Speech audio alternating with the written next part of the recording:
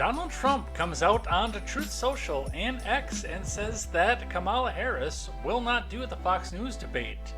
So we're going to talk about what this means politically, where they go from there, and what happens now that we are not going to know what the policies are. So we'll go over some of that, what that means, and where we go from there. We've actually got a lot of debate news talking about Tulsi Gabbard and the vice presidential debate as well. So we'll go over that, what's happening there, and what we do with that. In other news, the Harris campaign has released the economic agenda. And, well, it's as redistributionist as you would have thought coming from them. So we're going to go over what's happening with that, where we go with that, and what this could do to the economy. Some of the things I slightly agree with, and some of the things that are way out in left field. The DNC is indeed going on right now. The mainstream media isn't talking about a lot of the content there, but they sure are talking about the Gaza protests. So we'll go over some of the content, some of the protests, and really where this doesn't even matter to begin with. So we'll go over what's happening there and what we do with that. And the Supreme Court has shut down Biden's emergency proposal for Title IX, saying that it is unconstitutional. So we'll go over what that means, my stance on this, and what it actually does versus what the mainstream media is trying to tell you that it does. That is going to be all of our news and more over here on Contemporary. So strap yourselves in, find some friends, get some dinner, and prepare for another night of wild news because, hey, I've been analyzing politics for 6 years right now, and I have never seen it this wild. And drift away like Tom Sawyer, ride a raft with old Huck Finn, take a nap like Rip Van Winkle, days dreaming again. Oh, play me some mountain music, like Grandma and Grandpa used to play. Then I'll float on down the river to a Cajun hideaway. I am Jay Edgar, and this is Contemporary.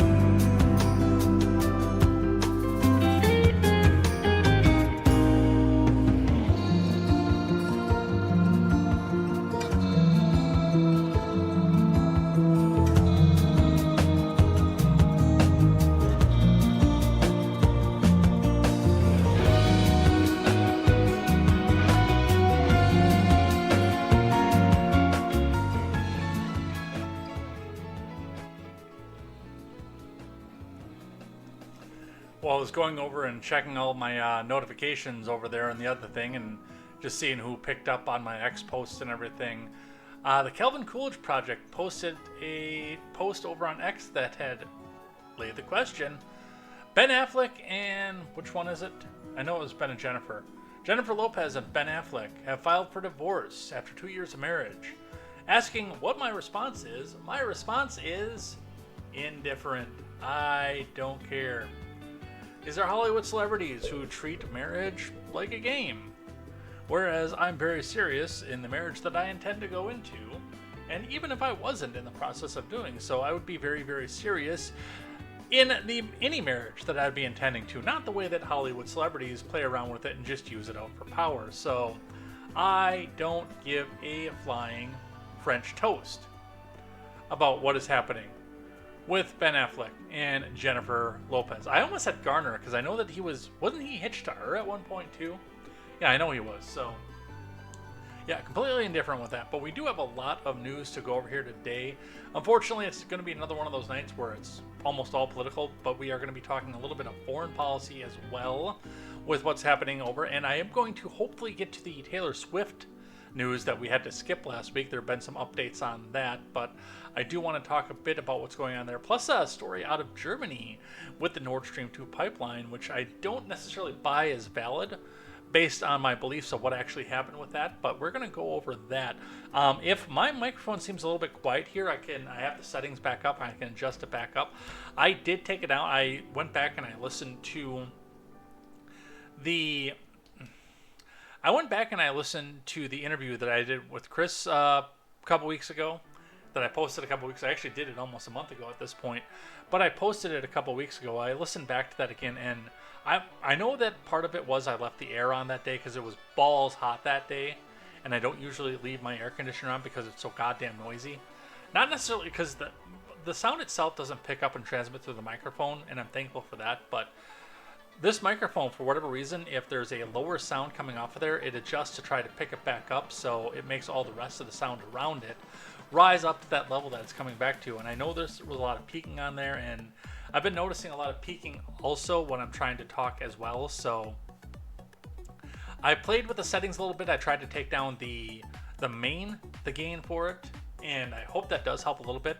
But I noticed that not every time the bar is bouncing all the way up to where I want it to be, where you can hear. So I can bump it up a little bit, but I want to know how the audience feels about the volume that we have here. I also want to take some time and thank everybody who came to my failed attempt at Mario RPG last week. Yeah, I don't know what was going on with that. It does seem like the capture card was overloading my USB, because when it did blink and freeze, it also... Why is that? Why does that pop up right now? GeForce driver is ready, available. You guys can't see because I don't have my news screen shared up, but man, that's fucking annoying when that does that. Yeah, so I have a different capture card right now. I'm going to try to test it because I still want to use the one that I have because it was brand new. I bought a used one just to basically rule my computer out as the problem, and I got it for wicked cheap on top of it. But I want to go back and rule this one out. So, like, if I have to go back to Elgato and say, hey, take your Neo and shove it up your ass and give me a new one, then we know that it's the Neo and not necessarily the USB ports of the computer. So I have, and it's been tested. When I bought it used, I bought it from an online seller that does do testing and refurbs. So I do know that this is going to, well, I presume right now this is going to be known good.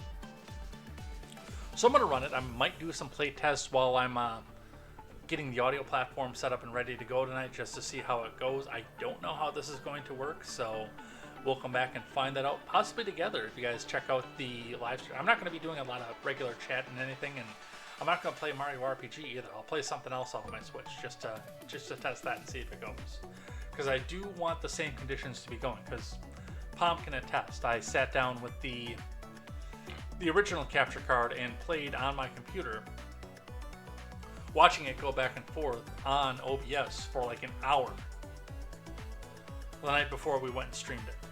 And no problems, no issues, nothing. And then once we added in the streaming thing, and just everything started to crash. So we'll give it a test. I'm not going to admit defeat. I am not going to be the kind of person who actually knows a little bit about technology, not up to the level of my friends Vong and Seawalt, admittedly, but knows a little bit of technology, who gets defeated by technology that e-thots can do. I'm just saying, e-girls do this every single day. I am not going to be the one who gets defeated by this. So that'll be coming up here, but we have a lot of news to go over here tonight, so we're going to talk about that over here in Contemporary. Strap yourselves in, find some friends, share the link out, because we only grow by word of mouth over here, algorithmically demoted on every platform. So all the help that I can get from you is all the help that I can get, and I do try to advertise that back out as well. So here we go, and let's get started, shall we?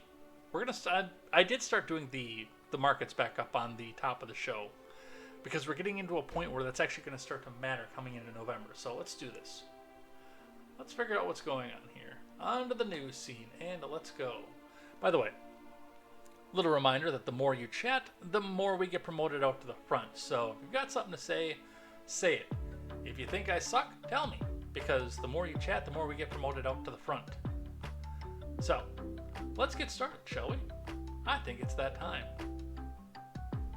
We're going to start with the Dow today. Let's get all the right live chats up here. All right. Starting with the Dow today, which was down today. We'll go back and check out the past week of Dow Jones trading as well.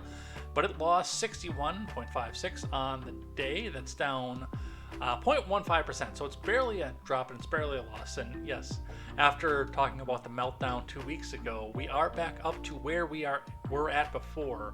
In fact, brushing against that 41,000 line again. Let's pull this back out to 5-day and see that yes, on August 15th, we got a nice big spike. So 5 days ago, we got a big spike there. And then we just have had a steady rise since then. Of course, we're still looking at this in Biden bucks. So that's going to push some things off into a different direction with this. And as I said, you can come back in and call in a bunch of favors and say, hey, we've got this situation here. We need to have our numbers look good before the election. Otherwise, we might lose. You don't want to lose to Donald Trump, do you? He might deregulate your competitors. Come on, go buy those stocks in, buy them back, and raise those prices up once again. So that's what we have going on with that. I do have one from CNBC, which I completely forgot to refresh out to my ad blocker thing. Come on, pop it up there so I can refresh it again. I'm going to scroll once and it's going to pop. There it is. I archived everything else. Everything else got ready to go, but just this one.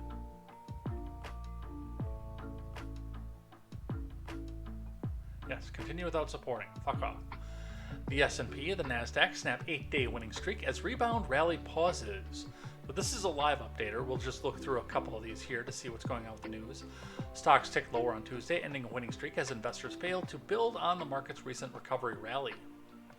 The Dow slid barely 61.56 points, or 0.15%, to 40,834.97. The S&P slid 0.2 to 55.9712, while the NASDAQ shed 0.33% to 17,816.94. Tuesday's decline snapped 8-day winning streaks for the S&P and the NASDAQ, the first positive periods of that length for each since late 2023. If the S&P had finished Tuesday up, it would mark the longest winning streak since 2004. Meanwhile, the Dow notched its first negative day in the last 6. Despite Tuesday's moves, the major averages have bounced back and market volatility has tumbled since the start of the month. The CBOE Volatility Index was last under 16 after topping 65 on August 5th. That was also the day the S&P suffered its worst session since 22 amid a global market sell-off, sparked by a weak July jobs report and an interest rate hike in Japan. But strong retail sales data and soft inflation report issued last week have helped soothe investors' fears on the economy. We did not have a soft inflation report. I don't know where we're getting this. We're still doing 2.9% over the 17% that we've already had cumulatively since 2021, underscoring the market's dramatic turnaround. There was the sell-off. People reassessed what was going on, and we kind of came back to fundamentals of corporate America and the economy, said Tom Hanlon, senior investment strategist at U.S. Bank Wealth Management. Once we did so, you saw investors come back to the equity market. Luna C, I like the way that is and how it's pronounced, says AI is a POS. I apologize for that. There's no AI here, so we're not going to see any AI on any of this, unfortunately. Or fortunately, I guess. I don't know. I'm not really keen to go play with AI or anything else like that. I might use it to rewrite my resume. Other than that, no, that's not going to happen for me. I'd rather do it myself. Actual intelligence. But that is what we have on for our markets for the day. I want to look at a little bit of polling, partially because one of the stories that I have on the debate performance claims that Trump is back on top of all the polls because Harris backed out of the upcoming debate, which, as we can see from RCP, is not true. I will remind everybody once again, this is the no black pill zone. I think that we would be suffering under a major upset in economics, in market volatility, and in consumer confidence if Harris were to ascend to the presidency. I think we would go back and go through 2008 once again. I really do. But I will also remind you, I have no intention to vote for Trump. I might still come back out and do it because, I mean, Harris is uniquely terrifying to me. But I'm not sold because I remember how he spent in his first term. But if you, the viewer, want a certain outcome towards Trump or towards Harris for whatever reason you would want Harris, you have to go out, knock on the door, harvest the ballot if it is legal in your state, tell a friend, drag a reluctant friend out to the polls, and get out there and vote yourself. No black pill, because, again, the mainstream media is going to come out here, and we've got CBS, Morning Consult, ABC News, Emerson, all reliably left-leaning polls. Rasmussen, which is actually usually pretty accurate out here, and Fox News are some of the only ones that are holding Trump in favor right now. So, if you want to see a certain outcome, go back out and do it. And also remember, on election night, 2016, according to the same aggregates that we're looking at right now, Hillary Clinton was 6.5 points ahead on election night. She was 5.7% points ahead at this point in 2016. So, we all remember what happened in November of 2016. So, keep all that in mind. No black pill. And if you want a certain outcome, make it happen. Take the lead. Do it. All right. Now let's talk about the news that we have going on for the week here. Before we do the debate stuff, I want to just talk about this report. Partially because it's interesting to me the fact that it's even out there, because we were told that all this was false to begin with, but also partially based on the fact that no matter what is in this report we're about to read, nothing is going to happen. Plain and simple, nothing's going to happen here. We can sit here, we can look at, impeachable conduct, here's the crimes, here's why we have the reason to believe. They're not going to run an impeachment, and even if they did, there will be a partisan, party line vote in the Senate, and it will get blocked. So nothing is going to happen to this other than maybe some things are going to get out there, and even the mainstream media is going to come back out and scrub it, and come back and try to find a way to make it political, or make it sour grapes or anything else like that, just like they did with Clinton. There are people to this day that don't know that Clinton was impeached for perjury, and actually believe that Clinton got impeached for being blown under the desk. And that was the actual charge Republicans brought. So, nothing is going to happen from this, but I still want to bring it up here so it's out there in the open. Zach Jewell reporting impeachable conduct. Long-awaited House GOP report finds Biden defrauded the U.S. to enrich his family, from Zach Jewell. A months-long Republican-led investigation into Biden's influence on his family's business dealings found that the president engaged in impeachable conduct, abused his office, and defrauded the U.S. to enrich his family, a 292-page congressional report alleged. The report, which was released on Monday and prepared by the House Oversight Committee, House Judiciary Committee, and House Ways and Means Committee, said there's overwhelming evidence that Biden took part in his family's foreign business dealings by using his public office to enrich his family. The further report alleged that Biden family and its associates were paid more than $27 million by foreign individuals or entities since 2014, Fox News reported. As Vice President, President Biden actively participated in his conspiracy by, among other things, attending dinners with his family's foreign business partners and speaking to them by phone, often when being placed on speakerphone by Hunter Biden, the report states. It adds foreign money was transmitted to the Biden family through complicated financial transactions. The Biden family laundered funds through intermediate entities and broke up large transactions into numerous smaller transactions. House Republicans state in the report that in 2014, then Vice President Biden attended a dinner with Russian oligarch Yelena Baturina. Following that dinner, Baturina wired $3.5 million to Hunter's firm, Rosemont Seneca Thornton. The fact that Russia was involved in this on top of that is interesting because my Russian influence, my Russian stolen election. As revealed by records on Hunter Biden's laptop, which was deemed Russian disinformation by 51 current and former intelligence officials in 2020, Biden also met with Hunter's business associates from Ukraine, Russia, and Kazakhstan while he was vice president in 2015. Several witnesses testified that Hunter Biden invoked his father in business dealings with Romanian, Chinese, Kazakhstani, and Ukrainian companies, resulting in millions of dollars flowing to the Biden family. The report states adding President Biden's participation in this conspiracy to enrich his family constitutes as an impeachable conduct. By monetizing that vice presidency for his family's benefit, he abused his office of public trust, placing the welfare of his family ahead of the welfare of the United States. Earlier this year, Hunter confirmed during a deposition to lawmakers on Capitol Hill that his father was the big guy in a text message recording regarding a 10% stake in the 2017 deal with CEFC China Energy.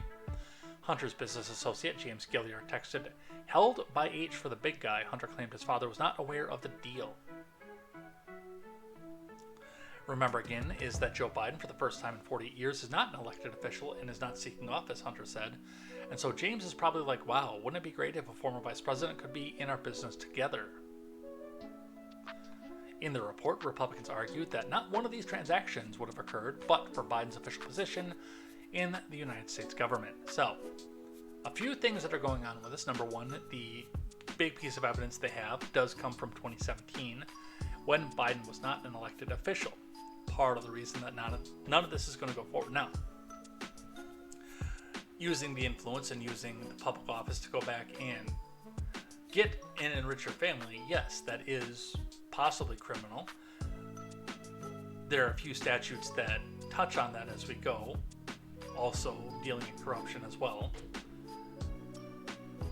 But I would be interested to see, especially, how it would be that an impeachment could occur, because impeachment is typically reserved for acts that are perpetrated during the current term. Because the purpose of impeachment, of course, is to remove an elected official who has a stake in making the law and interpreting the law and enforcing the law in the vice presidency and the presidential case, to get that person out of office so that person can face down a criminal proceeding in a civilian court, i.e. what was supposed to happen with Nixon before Ford came back and pardoned him. With that being said, all the evidence again goes back to the vice presidential term, which Biden is no longer in office for. He obviously is executive privilege, cannot be prosecuted during his presidential term, a completely different office where allegedly he has been squeaky clean in the office. As such, I don't think he has the mental capacity to commit crimes in his current situation. But would you be able to go back and impeach for an office that is no longer held? And I think the Supreme Court is going to wind up weighing in on this as well, which is nice. Again, one of my favorite parts of the Trump presidency, and I like the economy. I like the rollbacks of regulations on business. I like the fact that we had no new wars. I wasn't real big on the spending, but one of my favorite parts, as I've always said, is the fact that so much of political procedure was in a gray area because it had never been tested. It had never been brought to the Supreme Court, it had never been decided on, never been interpreted. We just kind of assumed that this is how it goes and no challenges. A lot of things got brought before the Supreme Court under the Trump presidency, and even a little bit before as he was running. And I like that, because I think that we need this concrete, black and white interpretation. Yes, this is right. No, this is not right. Yes, this is what this means. No, this is not what this means. So we'll see what happens with it. Unfortunately, I don't think any of this is going to happen with it until after Biden is long out of office, but that is what we watch and what we see here. All right, let's talk about the debates to start with. Well, not to start with, because we started with the impeachable conduct. I'm going to use Alex Jones, since he's allowed back on X, and I know a lot of people think that he's nuts. I still think he's hilarious, and I do think he's nuts as well. Alex Jones, as I predicted 2 weeks ago, Kamala Harris has now refused to debate President Trump on Fox. Kamala is the definition of a puppet. If she has not been given the questions beforehand, she's unable to talk. This makes her the perfect tool, but a potted plant in a debate. Ah! No, I'm not going to rip my shirt like Alex Jones does. Partially because I really like this shirt. You know? Jones, of course, repeating a truth from Truth Social from Donald J. Trump. Comrade Kamala Harris has just informed us that she will not do the Fox News debate on September 4th. I'm not surprised by this development because I feel that she knows it is very difficult at best for her to defend her record, setting flip-flopping on absolutely everything she once believed in, including statements that there will be no fracking in Pennsylvania, all caps of course because he's Donald fucking Trump,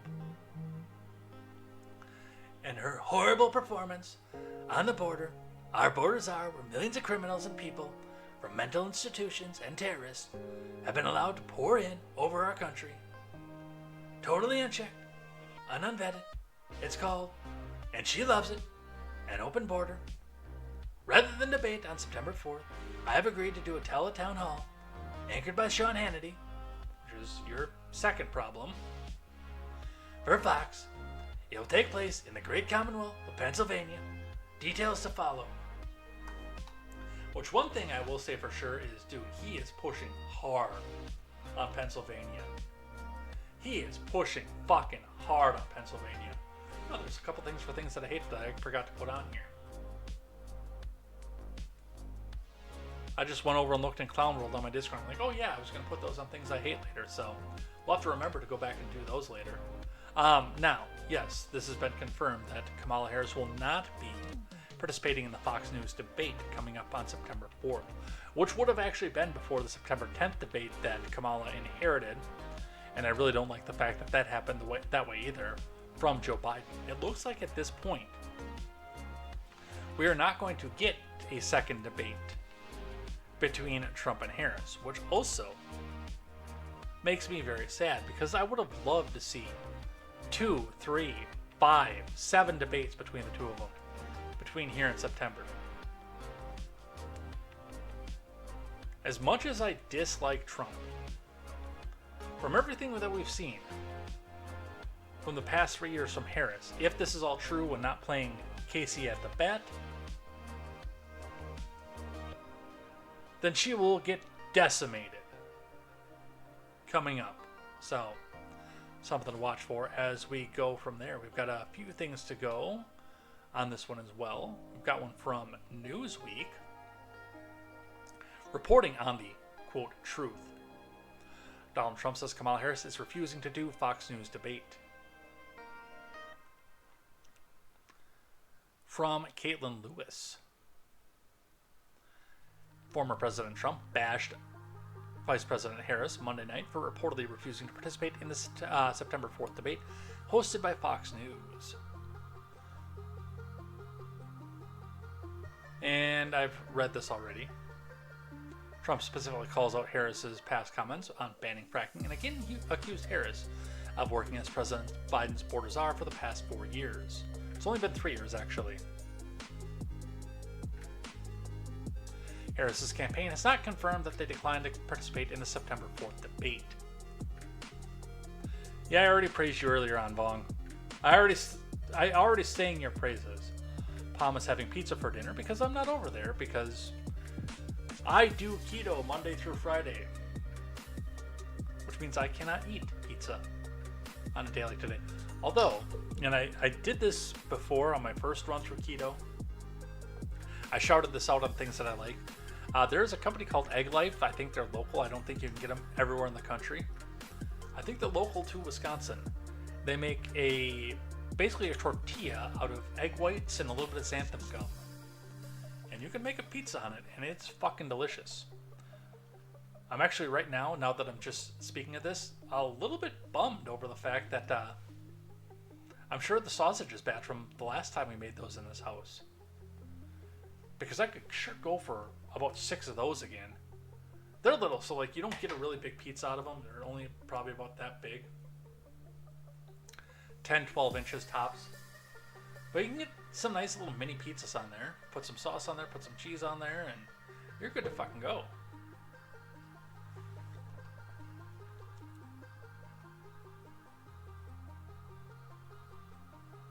Harris's campaign has not confirmed that they declined to participate in the September 4th debate. Well, I guess we'll wait and see what happens with that. I don't see it happening, especially given the venue. Especially given the fact that it's Fox.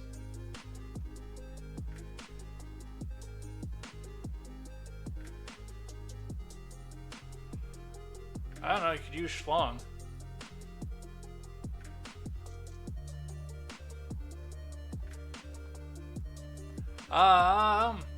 The New Republic. So, we've had the AstroTurf campaign for a few weeks now, talking about the fact that everything that Trump does is, he's melting down. His campaign is in disarray. He might as well just drop out. He's talking about dropping out. And yet, I have not seen any evidence of any of that. No, I already said, we were talking about technology, and I said, I know a little bit about technology. I don't know as much as my friends Sewell and Vaughn do, but I do know enough about technology to know that I want to get a known good and rule out my computer being the problem with my capture card. So I bought a used one for wicked cheap. I'm probably going to play tests of that a little bit later on. Alright, anyway. Meltdown! Trump melts down after Harris debate. Leaves him rattled. I'm going to read this and we're going to talk about this, because this is tremendously stupid. As are most things that happen in politics these days. And my prop phone, by the way, is in my bedroom, and I do know why, because Palm uses an iPhone, so I thought maybe using a different cord might charge it, and nope, that battery is fucking roached. I have an iPhone 5, original iPhone 5, before the fingerprint enabled push button that I've been using as a prop for when I make phone calls, because the thumb and the forefinger thing is cringy as shit. And I had a little bit for that, and I can't use it. Maybe I'll use one of the remotes from one of these 3 monitors.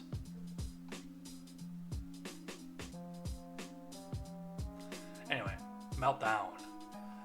While the DNC was kicking off in Chicago, Trump was posting to Truth Social claiming that Vice President Harris rejected a debate against him on Fox News on September 4th. According to Trump, the show would go on with or without his Democratic opponent. Rather than the debate on September 4th, I've agreed to do a teletown hall anchored by Sean Hannity on Fox. Trump continued, it will take place in the great Commonwealth of Pennsylvania, details to follow. The September 4th debate was not originally in the cards. Traditionally, a presidential cycle has 2 debates between candidates, as well as 1 debate between potential vice presidents. That's false. It typically has 3, by the way. Typically, you do a domestic policy debate, a foreign policy debate, and after that, there's a more general town hall style debate between the candidates. This 2 thing? No, that's a new development with Biden going on.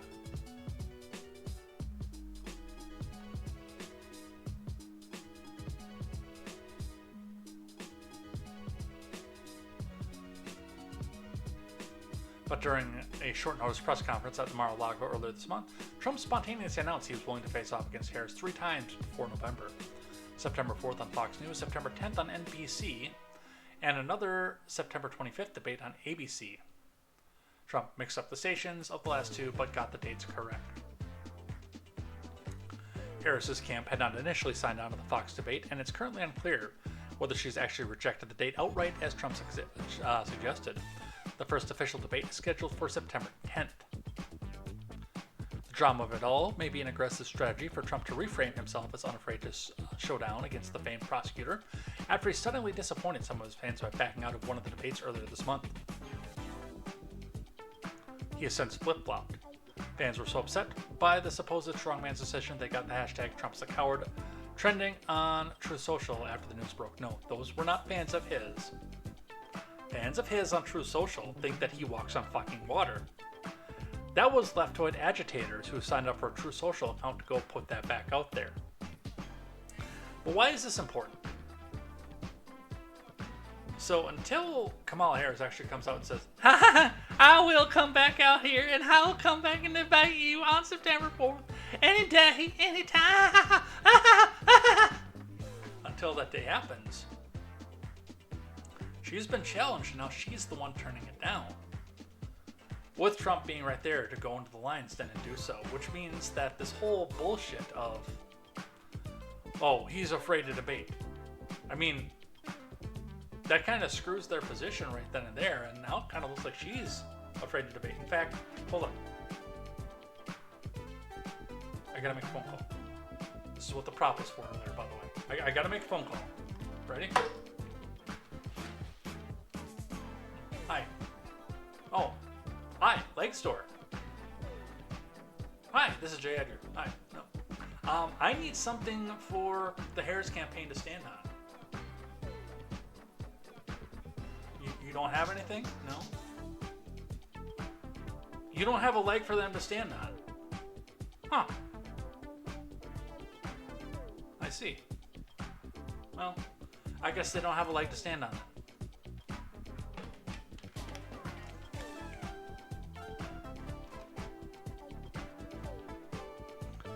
Yes, I would love to see 4 or 5 debates between the two of them. The RFK thing, by the way, that's interesting because it looks like they're getting ready to drop out and throw their support behind the Trump campaign as well. I've got that down to the bottom of the stack.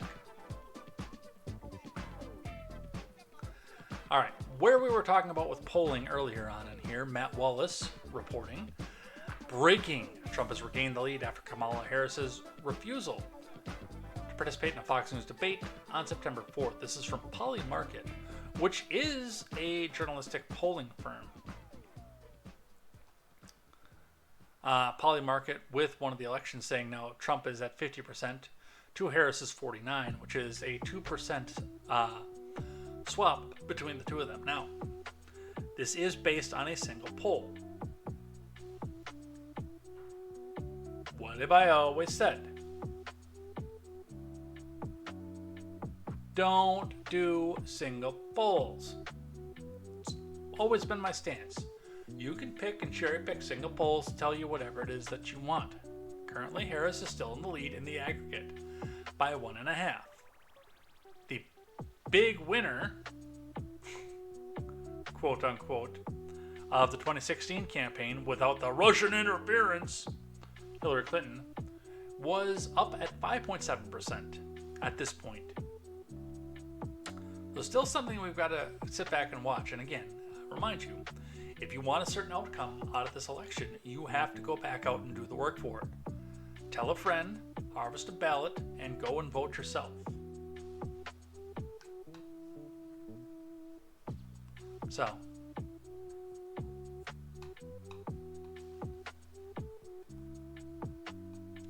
all right, on the vice presidential debate. Oh, no, we're still on the presidential, I'm sorry. From Milwaukee Journal Sentinel. That's a video. Let me get rid of that one for a sec. We'll go to the Daily Mail instead. Trump taps former Dem presidential candidate who torched Kamala on stage in 2019 for a debate prep. From Stephen M. Lepore for DailyMail.com. Yeah, we'll be talking about VP debates in just a moment. Trump is leaning on former Democrat Congresswoman Tulsi Gabbard for some debate prep after her viral takedown of Kamala Harris just 5 years ago. I might go back and look that up just to watch that again. I know I can find it.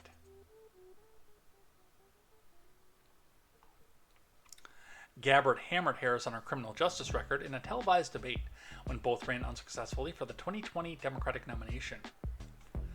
The Hawaii congresswoman, who has since left the Democrats and become more friendly to conservatives, is set to offer the president a few pointers ahead of the first presidential debate between Trump and Harris. Gabbard and Trump have already held a practice session for the September 10th showdown in Philadelphia, where she'll no doubt remind him of how she eviscerated her in the 2019 debate. The congresswoman claimed that Harris locked up more than 1,500 minor drug offenders and then laughed about it when she was asked if she ever smoked marijuana on a radio program. She accused her of keeping innocent people in jail and extending sentences to take advantage of their free labor in a sharp attack on the former U.S. Senator and Attorney General of the Golden State. There's no excuse for that. And the people who suffered under your reign as prosecutor, you owe them an apology, Gabbard insisted. A lawmaker who had propelled himself to the top of the field on an attack on Joe Biden in the last debate, Harris got a taste of her own medicine in Detroit when she was on stage with Biden again. Gabbard said she was deeply concerned about the Harris's record as her state's top prosecutor. There are too many examples to cite.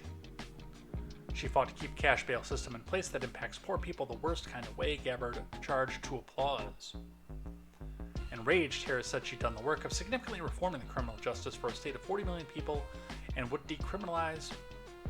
The bottom line is, Senator Harris, when you were in a position to make a difference and an impact on those people's lives, you did not, and worse yet, in the case of those who are on death row, innocent people who actually blocked evidence from being revealed that would have freed them until you were forced to do so. And all this is true, by the way.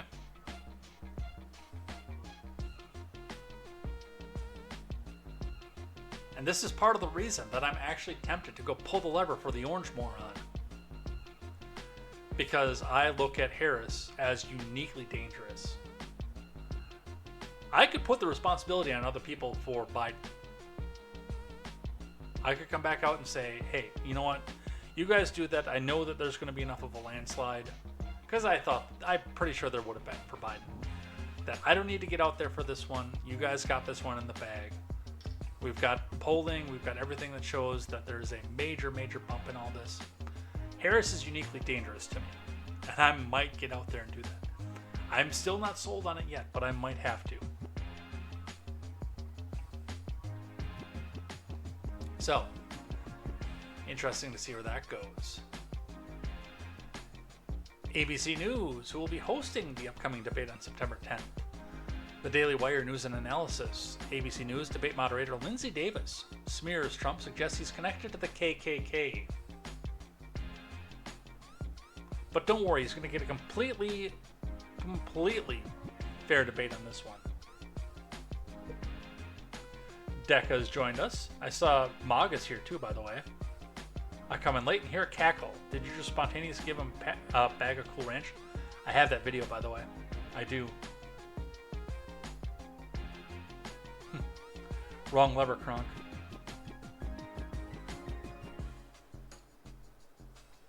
Alright. And we've got video of this too, by the way. ABC News host Lindsay Davis, who is set to co-moderate the network's presidential debate in Pennsylvania next month, appeared to suggest Monday night that the former president was headed to a small town in Michigan because of the Ku Klux Klan. Davis made the smear against Trump while speaking to Michigan Governor Gretchen Whitmer at the DNC. As you know, former President Trump is expected to go to campaign in Howell, Michigan tomorrow, Davis said. Many people are aware that months ago in Howell, KKK protesters marched in the streets with white robes on and suggested that they supported Donald Trump. Pretty sure those were leftoids. Because I'm pretty sure the KKK is staunchly against Trump based on his support of Israel.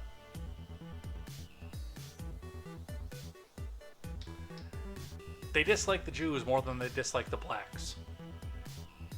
Just pointing that out.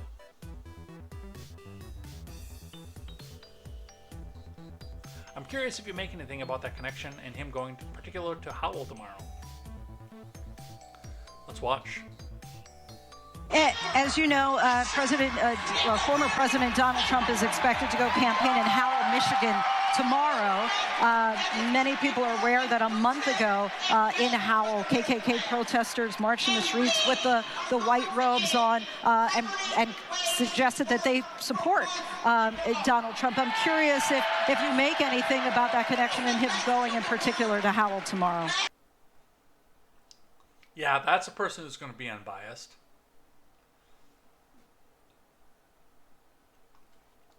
The fact that Davis tried to suggest a connection between Trump and the KKK because he's visiting a town where a dozen fringe activists held a protest weeks ago highlights the concerns that Trump had about having a debate on ABC News, given the network's apparent bias against him.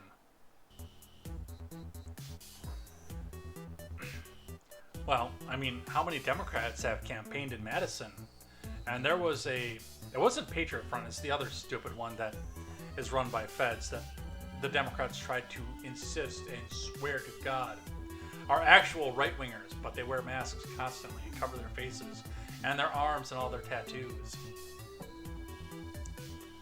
There was one of those marches in Madison, and I think everybody from the DNC has made at least one trip through Madison. Maybe they're a part of the, Blood Tribe? I don't even know. I don't care. Maybe they're white supremacists. I know that's a reach, but, I mean, do you understand how much of a reach they're going on with this?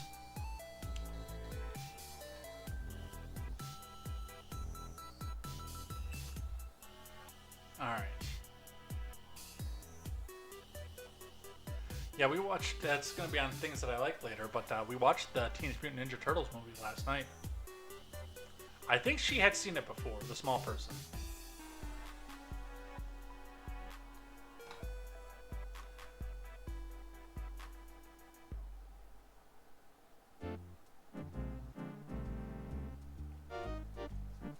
Alright, on the VP debate side now. From CBS News, VP debate hosted by CBS News set for October 1st between Vance and Walz. From Stefan Beckett, Nydia Cavazos, Torian Small, and Aaron Navarro.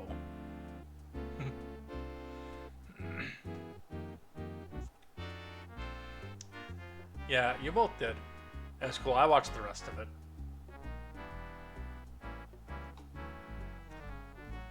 The vice presidential debate, hosted by CBS News, is set for October 1st in New York City, with Democratic Governor Tim Walz of Minnesota and GOP Senator J.D. Vance of Ohio both agreeing to participate. The debate will be moderated by CBS Evening News anchor and managing editor Norah O'Donnell, and Face the Nation moderator and CBS Chief Foreign Affairs correspondent Margaret Brennan, which Maggie Brennan is probably one of the better choices if you do want an unbiased debate. Norah O'Donnell, I could take or leave. Maggie Brennan isn't bad. She's far from perfect, but she isn't bad. No, I fall asleep to Frasier after the fact. I have only seen about half of 2 episodes of the reboot of Frasier because I've fallen asleep every time I've tried to watch it.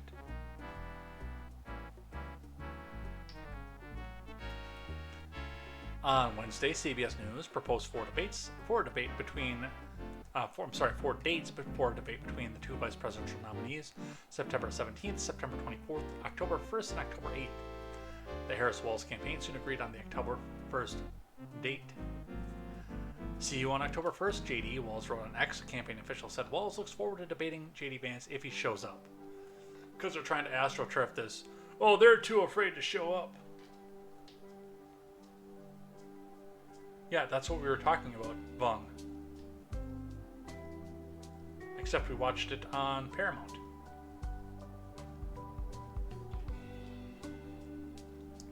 I had 1 and 2 on VHS. I did not have 3, but I have seen it.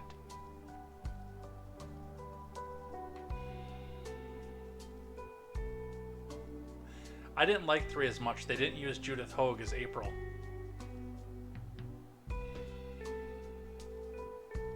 And I didn't like that. I might have had a thing for Judith Hoag when I was younger.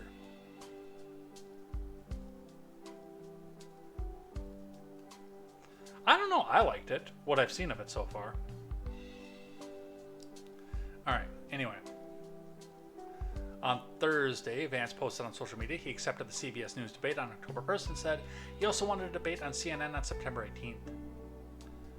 The American people deserve as many debates as possible, which is why President Trump has challenged Kamala to 3 of them already, Vance wrote on X. Not only do I accept the CBS debate on October 1st, I accept the CNN debate on September 18th as well. I will look forward to seeing you at both. Well, Walz is not going to go to both.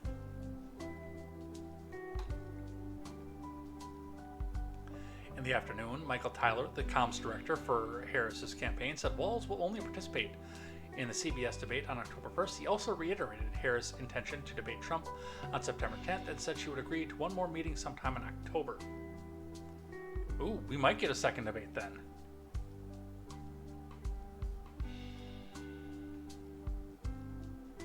So, by the way, any debate that pops up that we're going to see, and I'm sorry to pump for this one already because it's going to be a night that we don't spend together. Well, doing stuff because I'll be sitting here. She might still be over here at that point. But yes, all debates will be live streamed right from this computer with me running commentary and hopefully a partner. The early one was from 1990, by the way.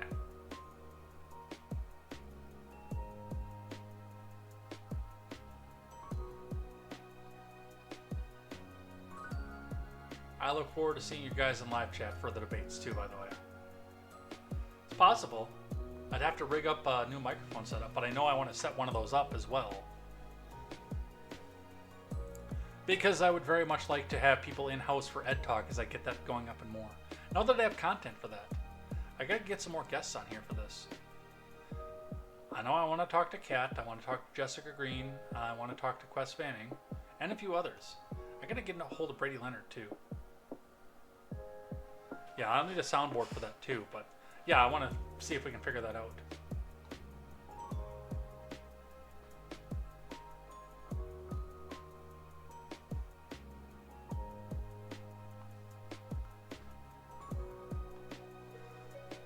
All right, we've got the debates out of the way. Those will all be run from right here on this computer. Now let's talk about the economic agenda. One of my favorite things, because while I don't participate in the culture war stuff that my more right-wing friends do, I am an absolute wonk for fiscal policy. Love me some fiscal policy over here. I don't like this fiscal policy, but I love discussing fiscal policy. Kyle Griffin, who is a paid blue check agitator slash shill for the DNC over on X. Breaking. Vice President Harris just unveiled her economic policy agenda, which includes eliminating medical debt for millions of Americans. By the way, he's a producer on MSDNC, keep in mind. A ban on price gouging for groceries and food. We're going to talk about that one specifically. A cap on prescription drug costs, which is, I mean, that's been a campaign promise for every candidate for the presidency since like 1968. A $25,000 subsidy for first-time home buyers. We'll also be talking about that one in specificity rather. And a child tax credit that would provide $6,000 per child to families for the first year of a baby's life. Which is basically, again, as most people remember, talking about the other child tax credit increases slash changes to the policy, is the Harris the Harris campaign promising to front end that instead of having it as a credit on your taxes as you go towards the end of the year. Because Trump doubled the child tax credit during his tenure in office. And then Biden came back and front ended that and said, nope, you're not getting a credit anymore. You're getting a check. Vote for me, please. I'm not going to be doing the child tax credit one, and that's just, I bumped that for time, basically. Not because I didn't want to talk about it. So a TLDR for that one is the fact that it's not really going to help the American families unless for the life of the child, for the 18 years of the child. The only time it's going to help for the entire lifetime of the child is if the child dies in infancy. I support, by the way, I support the elimination of taxes to begin with, but I support the idea of increasing the child tax credit because, I mean, it incentivizes people to go back and pump out more babies. And people need to go back and pump out more babies.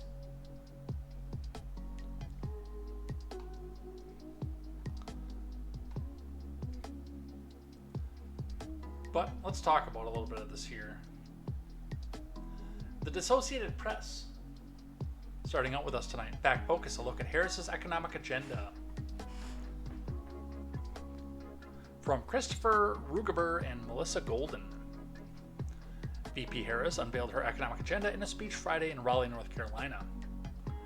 Democratic presidential nominee laid out plans including a proposal for a federal ban on what she called price gouging on groceries, a $25,000 in down payment help for certain first-time home buyers and tax incentives for build of starter homes. She also spoke at length about lowering drug costs and criticized the platform of her Republican opponent, former President Trump. Here's a closer look at some of her promises and claims. So I'm not going to go over a lot of this because I've got specific articles for the I'm not Trump side of this. But Harris says that Trump wants to impose a national sales tax on everyday products and basic necessities that we import from other countries. Donald Trump's plan would typically cost a family $3,900 a year. Harris was referring to Trump's proposal to impose a tariff of 10% to 20% on all imports. He has mentioned both figures and up to 60% on imports from China. The numbers like that I'm not opposed to, and I'm not opposed to a blanket tariff either. Again, my position on tariffs has always been to use them punitively and as negotiating. Like, oh, you're going to impose a tariff on us, on our goods? Well, fine. Then the exact same goods and the exact same services coming from our country to yours, coming from your country to ours, are now subject to the same tariff. You want our tariffs down? You want to be freer in the market? You got to bring yours down too.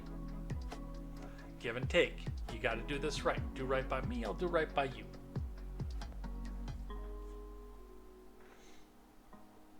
That's based, by the way.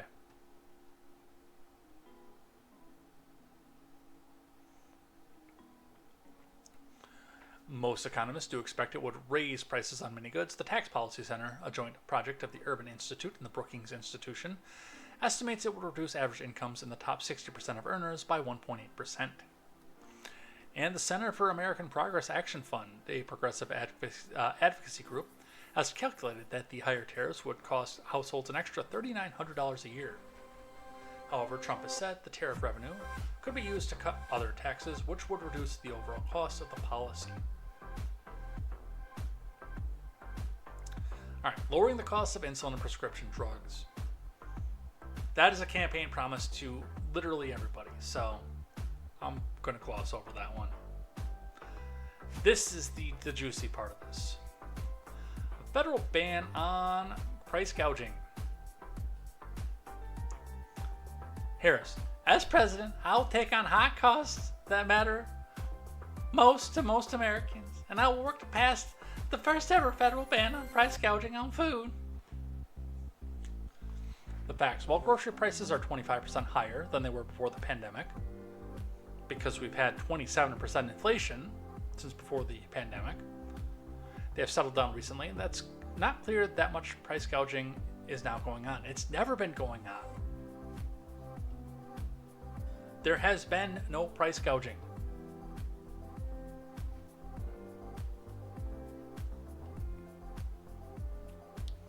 In the past 12 months, grocery prices on average are up just 1.1%, comparable to pre-pandemic increases also. Prices for most goods and services in general don't fall significantly, except in steep, painful recessions. Instead, most economists expect that wages will rise enough so that Americans can adjust to higher costs. I don't know when that's going to start, but still, prices remain higher overall than they were just a couple of years ago. So, the Harris camp says one of their first orders of business is that they're going to tackle price gouging in groceries. Here's the thing. Most corporate grocery stores, they run on a tier in most places. Like Walmart is, of course, going to be the lowest margin, and they're only running like a 0.5% margin on groceries. Then you've got a second tier, which is local, big box. Like if you're in Wisconsin, Woodman's would be an example of this, where they can run probably about 0.7 to 1.1% margin on most everything in their store. And then more localized, more luxury chains like a Festival Foods or Pick and Save are typically running a 1.3 to 1.5. And then unfortunately, your mom and pop ones will have to run 2 to 5% margin on them just to keep their overhead done. To keep their overhead and their lights on, they've got to run the higher margins on groceries. But I mean, they're all getting from the same distributor. And then on top of that, the mom and pop ones also run into the issue where they don't buy the volume that the distributors can discount their prices into a level where they're competitive with some of these bigger chains. But grocery stores, no matter what, are running on a shoestring budget to begin with.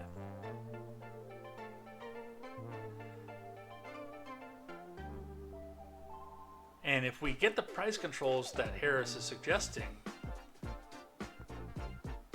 if need be, especially with their other items that are not going to be subject to the quote price gouging rules, Walmart can sell at a loss on groceries and still be fine.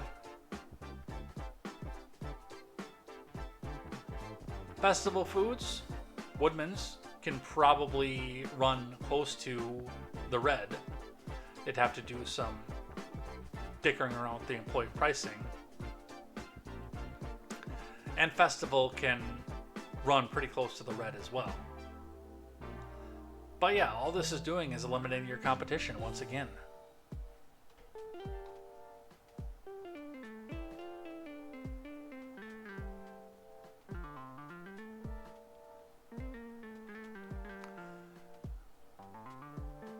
This one we're going to cover in a little bit of a later article as well because, well, this is going to be the hardest part with this. Let's check the chat.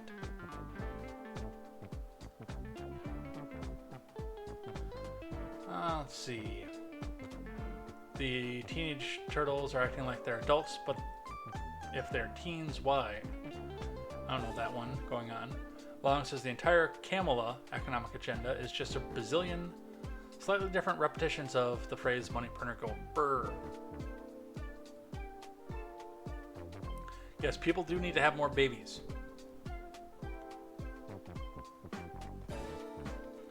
No, the ones making more babies are the ones that gave us Biden as president. I wonder what you mean by that, Mog. China.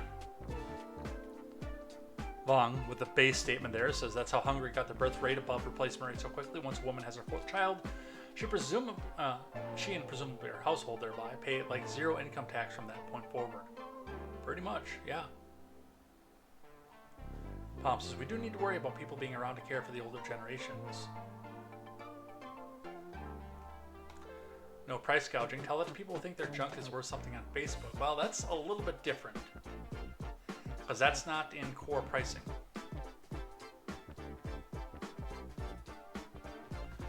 1.9%? Bullshit.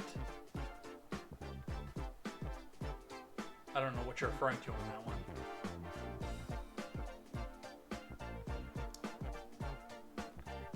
Festival is overpriced on a lot of stuff, but they're still running on a pretty shoestring margin. Partially, again, it's because they don't get the same volume as Woodman's or Walmart does. So their distributors get a volume discount commensurate on what it is that they get, and then yeah, they're not running that big of a margin. No grocery store is. I like Woodman's. They have better pricing than Walmart. It's been a while since I've shopped at Walmart for food, but it's always been comparable, if not a little bit lower to Woodman's in my experience when I used to. So, I don't know. They might have come back and increased on food at that point. Typically, if I did exact same items, Walmart to Woodman's, I was down about 5 to 10% from Woodman's. Typically. But then you also have to go to Walmart, and I don't want to go back and do that because I don't like Walmart and their stance on assault rifle ammo.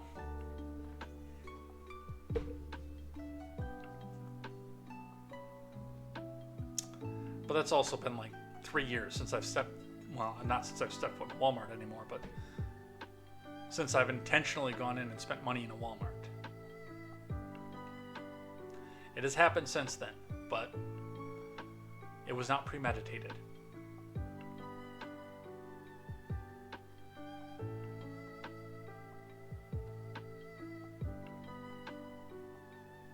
Yeah, that's one thing. Woodman's has really, really, really, really good produce prices. And honestly, Festival beats everybody on meat. But the problem is the produce prices and the grocery prices are so unbelievably high, you can't afford to go get anything else there. But I've always seen the best meat pricing at Festival.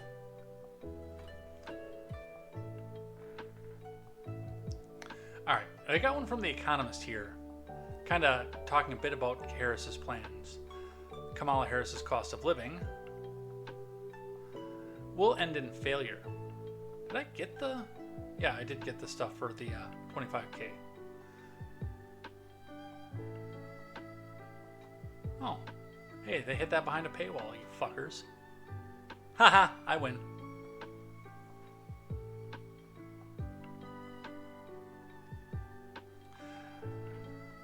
It's easy enough to understand what is motivating Harris's economic strategy. Poll after poll demonstrates that many Americans consider the cost of living to be their main concern heading into the election in November, and Harris starts at the back foot, having served as vice president during a time when inflation soared to a 4-decade high.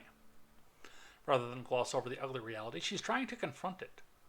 Lower costs for American families is the centerpiece of her economic agenda, a message she's likely going to deliver again on August 22nd in a speech to the DNC. But just because her strategy is understandable doesn't make it sensible. Her prescriptions risk taking America further down the road of self-defeating economic policies. The blame for this trajectory certainly is not Ms. Harris alone. Many other Democrats and Republicans, starting with Trump, have already been pushing in such a direction, albeit with different emphases. Nevertheless, Ms. Harris's cost of living plan may open a new phase in the worrying odyssey. She takes aim at 4 categories of cost: housing, groceries, medical, and taxes. Although some of her ideas are good and helpful, many more would end up weighing on growth and driving up prices, the exact opposite of their intended effect. Harris's central focus is housing. On this issue, her policies are encouraging if taken at face value. She's called for a construction of 3 million new homes over the next 4 years and wants to provide federal funding and permitting reform to make this happen.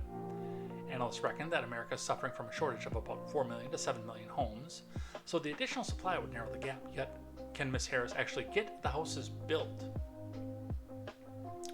Never mind that her plan is light on details. The construction funding she targets $40 billion would go to local governments who would need to find their own solutions.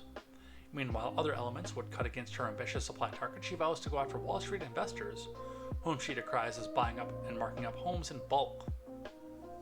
And they also donate to her campaign.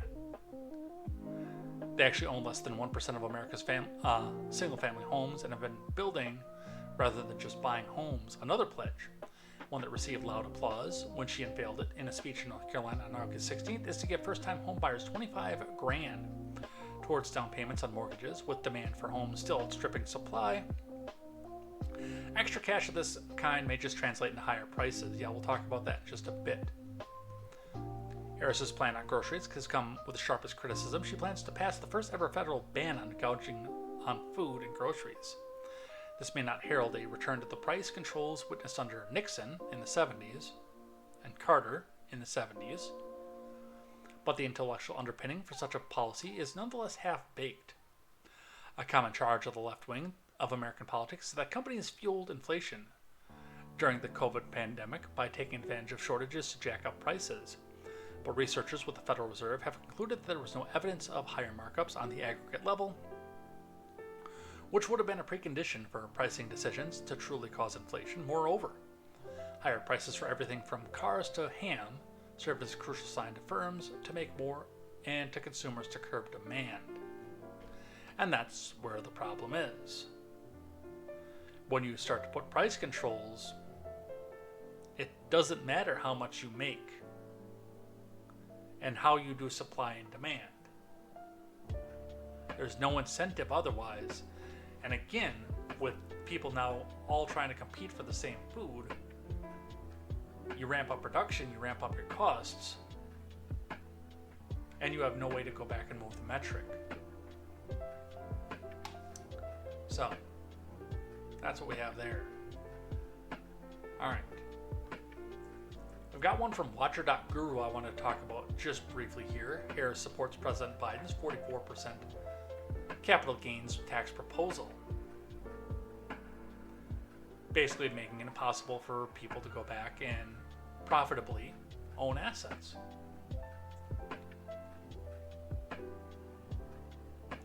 The problem with people making more babies is that they're not just the smart people making babies. The dumbasses that think the world is flat. The pitbull 16-year-old needs $25 an hour working at McDonald's. And Kamala's going to beat inflation, also able to make demon spawns. Oh, you mean like Stephen Ignoramus? No, Stephen Ignoramus isn't reproducing. So ready for the nuke wastelands or zombie apocalypse? I'm good with whichever comes first. Idiocracy made the point forever ago. The dumb people reproduce like bunnies. Bunnies frighten me. The smart people end up not reproducing. Mog says there's supply because no one can afford the demand. Alright.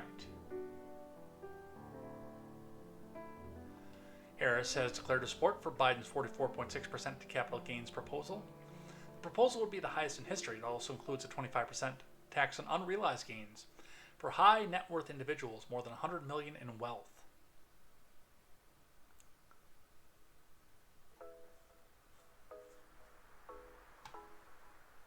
Which means they have to go back out and sell assets in order to pay the tax. And who else goes out and buys those assets? More high wealth individuals.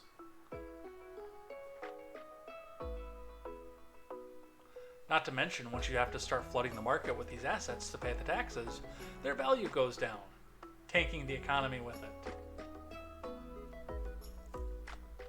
Harris's campaign showed support for the tax proposal as the 2024 DNC is underway. Harris spoke Monday at the event in Chicago along with Biden. The Democratic nominee has also proposed tax cuts beyond Biden's budget. These include an exemption for tipped workers, a $6,000 tax credit for parents of newborns, and an expanded child tax credit that the Biden budget doesn't extend beyond 2025. Harris has also proposed bumping the corporate tax rate to 28%. Her campaign said on Monday the current corporate tax rate is 21%. This is down from 35% after Trump signed the 2017 Tax Cuts and Jobs Act, which will expire in 2025. All three of those, by the way, will drive inflation because the corporations don't pay taxes. You do, because they figure that into the price.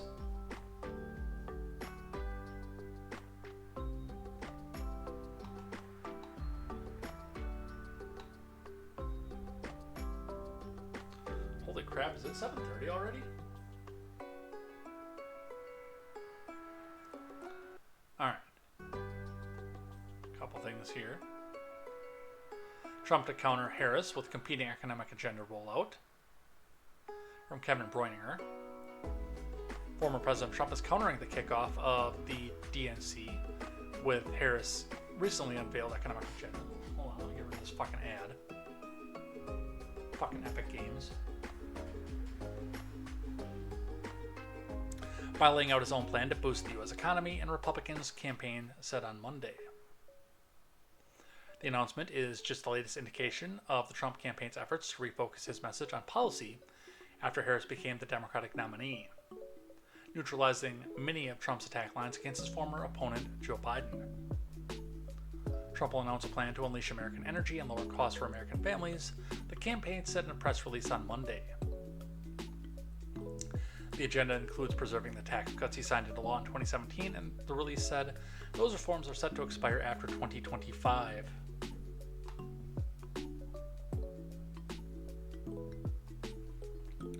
Trump more recently has championed a slew of tax-cutting measures, including eliminating taxes on service workers' tips and ending taxes on Social Security for seniors. He's also promised to slash Americans' energy prices in half, and he recently suggested implementing sweeping tariffs of up to 20% on imported goods.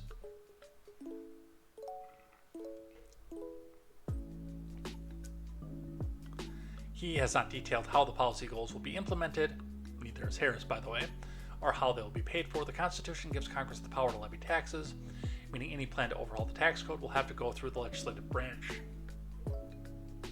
So, we'll watch that and see where that goes. Even without plans to implement, Harris is already on the ball. Trump team economic plan would bring chaos and send inflation skyrocketing. From Alex Gangatano. As they pledge to give more tax giveaways to the richest Americans and big corporations, their economic agenda will increase costs for everyday items, groceries, prescription drugs, housing, and healthcare for everyone else, said Brian Nelson, Harris's senior policy advisor, in a statement, and he is completely unbiased, I'm sure. Their reckless and backwards policies will bring chaos to economic markets, raise costs for working families, and send inflation skyrocketing. VP Harris and Governor Walz offer a stronger choice in the election, actual plans to lower costs, create opportunity, and protect the freedoms of the middle class, he added.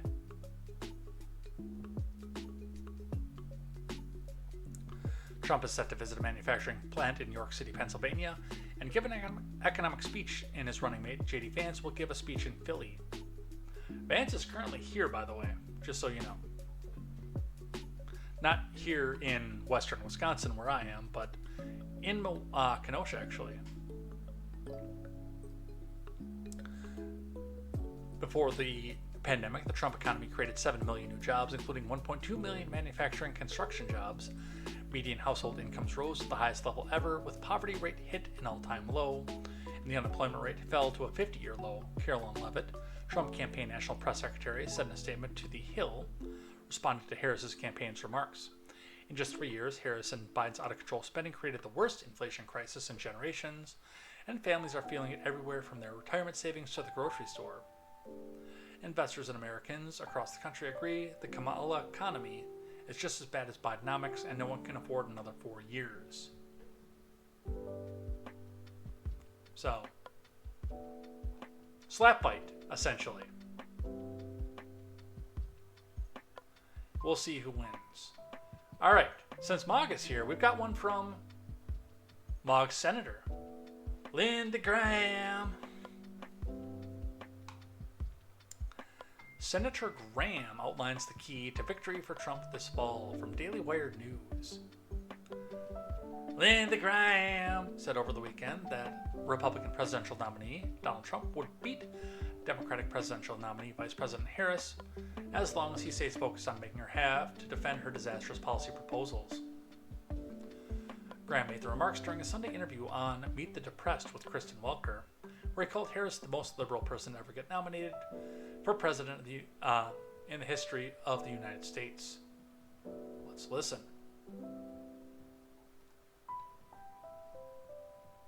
Let's start with some of the concerns that former President Trump's allies have had about him not staying on message in the way that he is talking about his new rival, Vice President Kamala Harris. Here's what Nikki Haley had to say about that. Take a look. The campaign is not going to win talking about crowd sizes. It's not going to win talking about what race Kamala Harris is. It's not going to win talking about whether she's dumb. It's not. You can't win on those things. I think the campaign. Holy shit, why am I agreeing with Nikki Haley?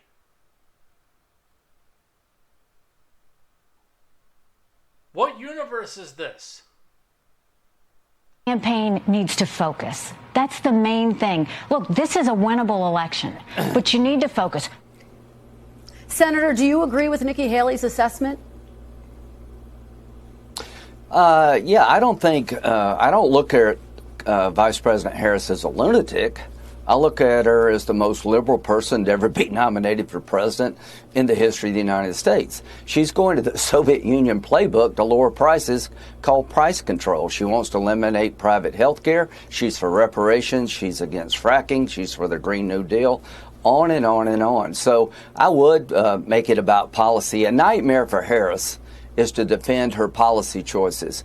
Every day we're not talking about her policy choices as vice president, and what she would do as president is a is a good day for her and a bad day for us. And of course, her campaign has said she's actually not opposed to fracking.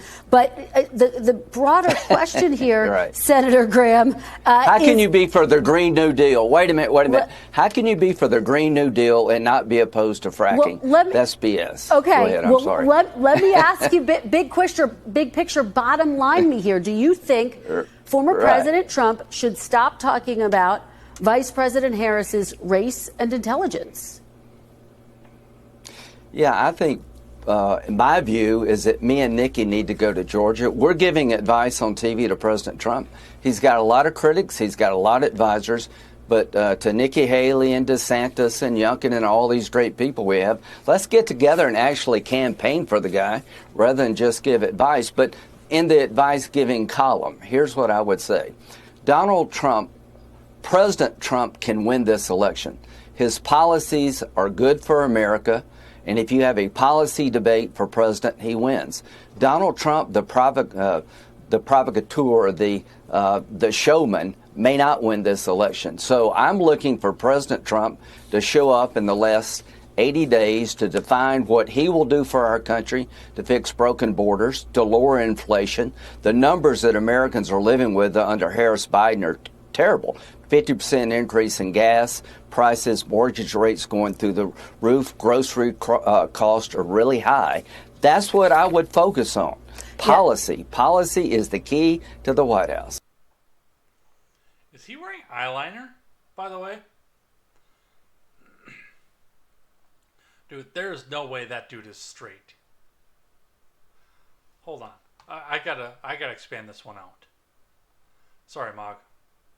Let's start with some of the concerns that former President Trump's allies have had about him not staying on message in the way that he is talking about his new rival, Vice President Kamala Harris. Here's what Nikki Haley had to say about that.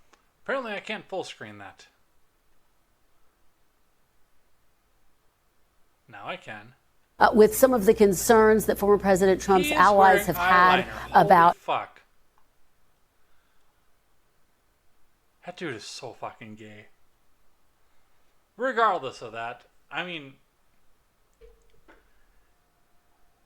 when you're right, you're right. And yes, what you're going to, if you don't focus on the economic message, if you keep trying to do 2016 playbook over and over again, yes, you're going to lose. Harris has zero policy. None. Nada. Nothing. And yes, has been on the administration that pushed your gas prices where they are, pushed your grocery prices where they are, spent us into oblivion, and put us on the precipice of 3 new wars.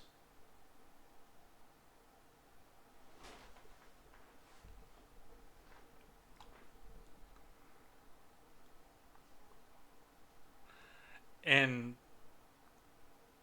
essentially, all Harris is coming into this with is, I'm not Trump, and I'll give you free stuff. So I want to take just a second and focus on the policy side of this, as far as the housing side of this that Harris is going to. And then we'll move off of this. We'll talk about the DNC for a little bit. But I want to take just a second to talk about this $25,000 in down payment assistance and the 30 million or so new housing units that Harris wants to have built. Now, I agree with the concept of we need more housing, because if you increase supply, it decreases demand, therefore it takes some of the pricing down. The issue that I have with doing it government mandated, especially from the federal government, is like was said in the last article. Was it 3 articles ago or so that we were looking at? Yeah, 3 articles ago. What was said there?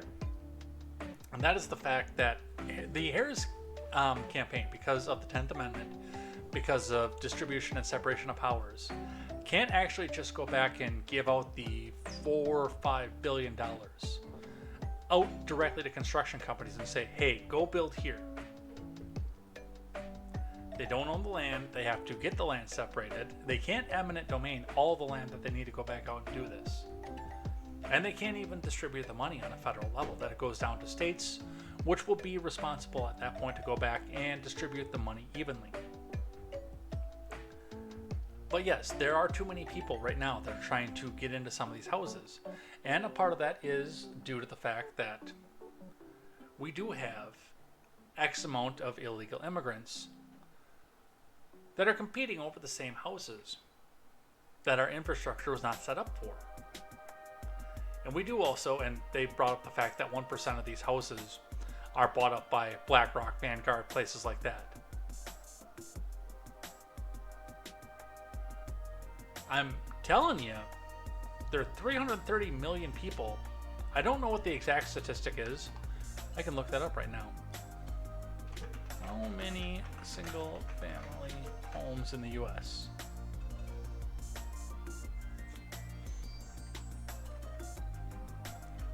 Okay. According to Statista, I'll bring this over here so you can see it. There are 82 million single family homes. So at 1%, that's still over 8 million homes that are off the market that were bought up by your Vanguard, your BlackRock, your places like that. That's a lot of homes. And they're doing them especially in urban areas. So you go back and flood the market in these urban areas. I mean, it's not going to tank the housing prices like ditching 15 million illegal immigrants all at once would. But it's going to be noticeable, at least, especially in the prices there. Free up some people to go back and get out of the suburbs to shorten their commute. So people can come back in and get to those houses. It has a ripple effect when you have that. I mean, 8.2 million homes is a lot of homes. And then, of course, on top of that, there's 129 million occupied units. So let's say, just for kicks, there's 13 million occupied buildings in this country. Duplexes, multifamily units, apartment complexes, and single-family homes. 129 million of those in the country. You bring 13 million of them back out of BlackRock's hands, yeah, you're going to start to see some of those fucking prices come down. Are you kidding me?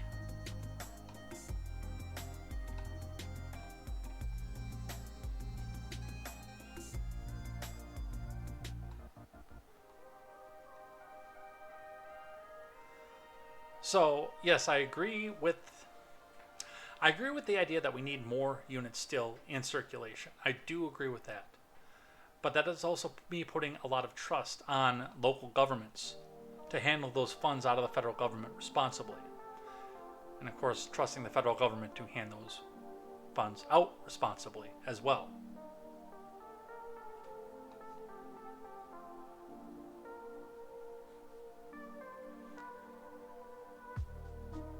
Let's see what I missed in live chat. Mogwai says, I was fracked by a train last night. Graham, give me my phone, you freak. Tom says, his name is Lindsay, so I think he's wearing makeup. Bong says, Graham is a total moron. Policy does not win elections. Vibes do. Mog says, a scoliosis spin is straighter than Lindsay. Nice. Bong says, everyone on TV is wearing a lot of different types of makeup. The network probably just told the person who put Graham's makeup to apply way too much eyeliner. Palm said, I'll bet Lindsay wanted more eyeliner. And Mog said, it's okay. Graham has a facial routine that gets that eyeliner all right off. That's gross. Palm says, all the slumlords like buying everything and overcharging on rent. So anyway, yeah, we've talked about the additional housing units. But the other part of this is down payment assistance. Down payment assistance is something that I actually agree with if it's done by a private company. It's a program I'm currently applying to at two of the different mortgage lenders that I'm looking at when I go out to buy a house, because they both have down payment assistance programs to them. There's a difference when it comes to universal.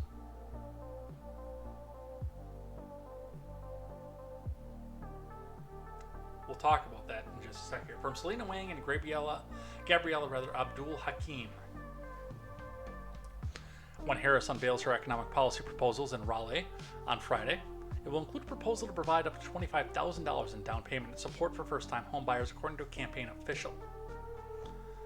The campaign is vowing that during this first term, the Harris-Walz admin would provide working families who have paid their rent on time for 2 years and are buying their first home up to $25,000 in down payment assistance with more generous support for first-generation homeowners. In a previous statement obtained by ABC News, the campaign says many Americans work hard at their jobs and pay their rent on time month after month, but they can't save enough after paying their rent and other bills to save for a down payment, denying them a shot at owning a home and building wealth.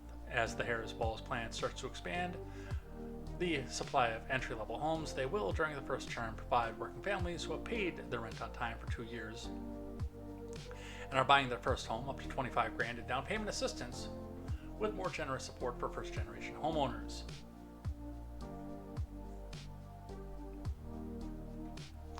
The Biden-Harris admin proposed providing up to $25,000 in down payment assistance for 400,000 first-generation home buyers or home buyers whose parents don't own a home, and a $10,000 tax credit for first-time home buyers. This plan will significantly simplify and expand the reach of down payment assistance, allowing over 1 million first-time buyers per year, including first-generation home buyers, to get the funds that they need to buy a house when they're ready to buy it, the Harris campaign said. What's the problem with this? Number one, you put out any sort of federal program that says that, okay, now you're going to get this much money off of this. To go back and do this, what's the first thing that these sellers are going to do? Hey, I can get $25,000 more out of my property. Let's raise that price up a little bit. Hey, you give me this offer here that's below my asking? No, fuck you. No, I'm going to raise the price now. That's number one. Number two, as was also mentioned in the Economist article we were reading earlier, you're at a situation where you're already demanding 30 million new units be built. And now you want to add another 400,000 people into this mix. And it's going to be more than that, because there are a lot more people that are buying for first-time homes right now.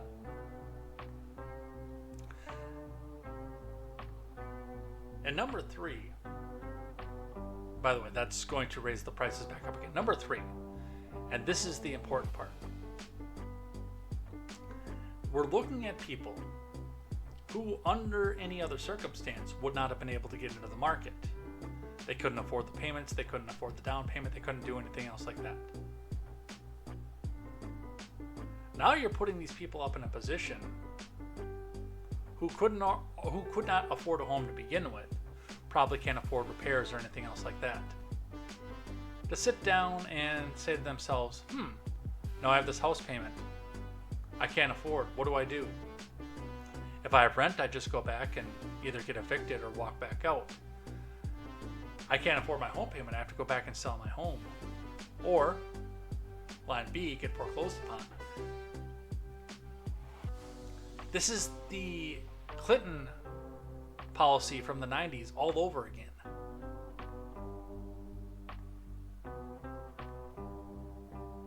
We've seen this fail. We've watched this happen once before in history.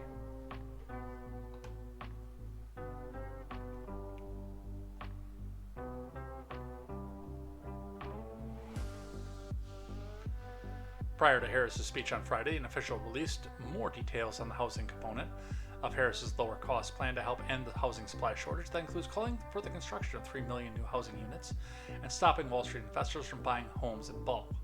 Which again, I agree with the stopping Wall Street investors from buying homes in bulk. I totally agree with that.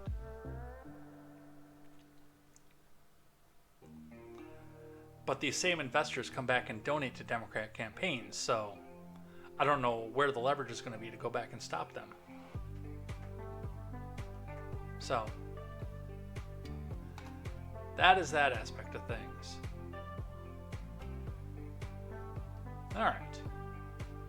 Let's talk DNC for a little while.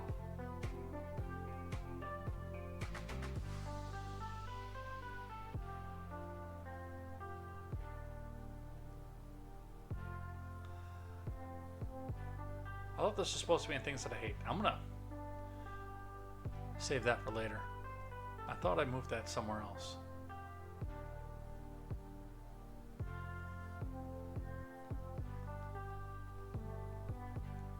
So the DNC started this week, and I have not listened to Biden's full speech from what I understand of it, and I've heard clips of it. It's basically him doing a self-humiliation to come back and say what I said it was going to be to begin with. And I talked about this all the way back in 2020 when he, quote, won the election and said it's going to be a point where it's going to come out and they're either going to astroturf him out to be second term Biden, or he's going to get up to the convention. And I thought he was going to make it to the convention and do this. I didn't think he was going to drop out 3 weeks before the convention. He's going to stand up on the stage and say, I'm just too old to do this, man, so I gotta pass the torch to a younger generation. And from what I understand, that's what his speech was. But we're going to talk a bit about what's happening there, mostly about the protests, because, well, the MSM doesn't really want to talk about what's actually happening at the DNC. Because it's lackluster, it's celebrity run, there's no policy, it's just a bunch of people, vapid and shallow, who are rich and out of touch with reality.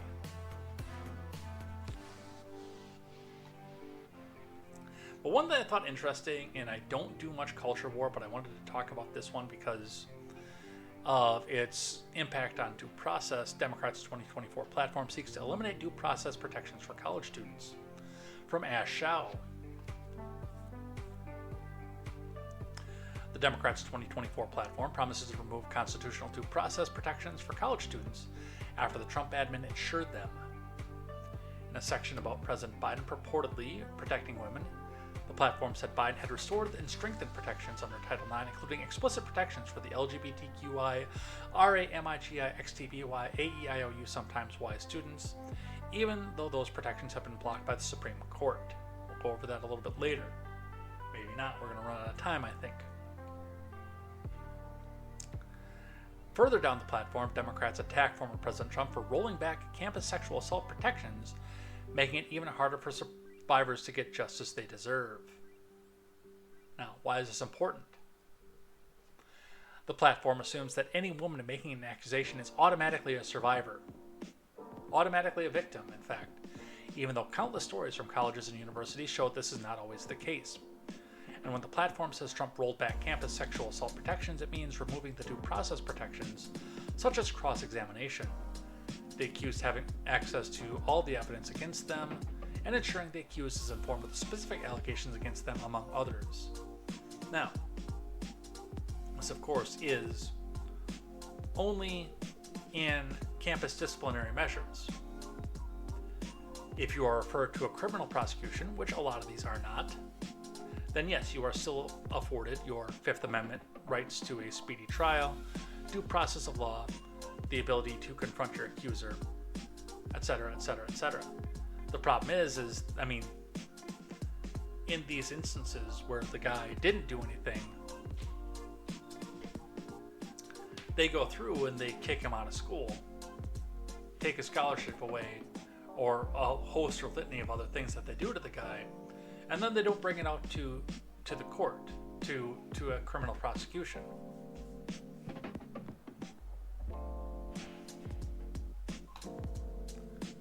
Schools have repeatedly lost in court for not providing such constitutionally required protections for accused students. In 2020, the Court of Appeals for the Third Circuit ruled that colleges were required to provide some form of cross and a live adversarial hearing during which he or she can put on a defense and challenge evidence against him or her, according to Inside Higher Ed. And when these people tell you who they are, pay attention, because they are telling you who they are with this. If a dude rapes a chick at a party, to the wood chipper, and I am in favor of death row for rapists. If they can be proven to have done it. Because it's one of the most horrifying things you can do to somebody.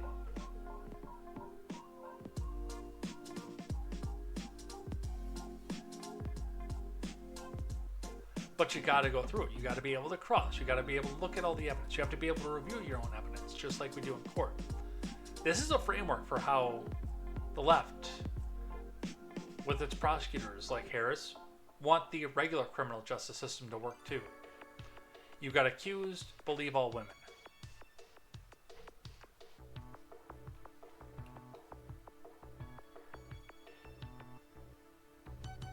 Trump's Education Secretary Betsy DeVos properly implemented the policies that included basic due process protections for students accused of a serious crime. Before that, the Obama admin used a non-binding Dear Colleague letter to drastically change the campus landscape and ensure almost anyone accused of sexual assault would be severely punished without the chance to defend themselves.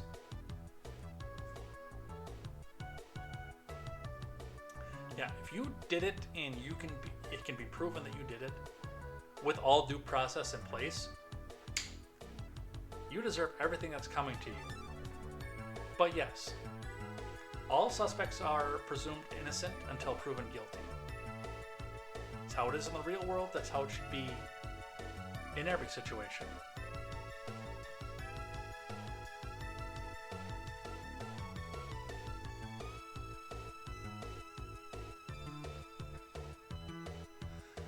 The Obamas and Emhoff are to headline the DNC on Tuesday because this is a celebrity-studded affair.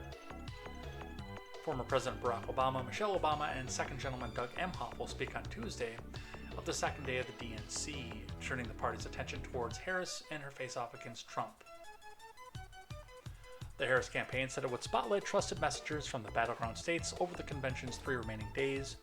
They include Catherine Cortez Masto of Nevada, Gretchen Whitmer, Gary Peters, Alyssa Slotkin, Bob Casey, Tammy Baldwin. Mark Kelly will speak along with John Giles, the Republican mayor of Mesa, because John Giles is anti-Trump. Roy Cooper of North Carolina, a state that voted Trump in 2020, but is now a major pickup opportunity for Harris, will be among the final speakers before Harris accepts the DNC nomination on Thursday without having a single vote cast for her. Democracy. Before Biden dropped out, Democrats were not united, Cooper said. I'm grateful for this decision to do that because it brought everyone together. No, it didn't. Harris was traveling to Milwaukee for a rally in the swing state of Wisconsin before returning to Chicago late this evening. So Harris was in Milwaukee at the same time Vance was in Kenosha.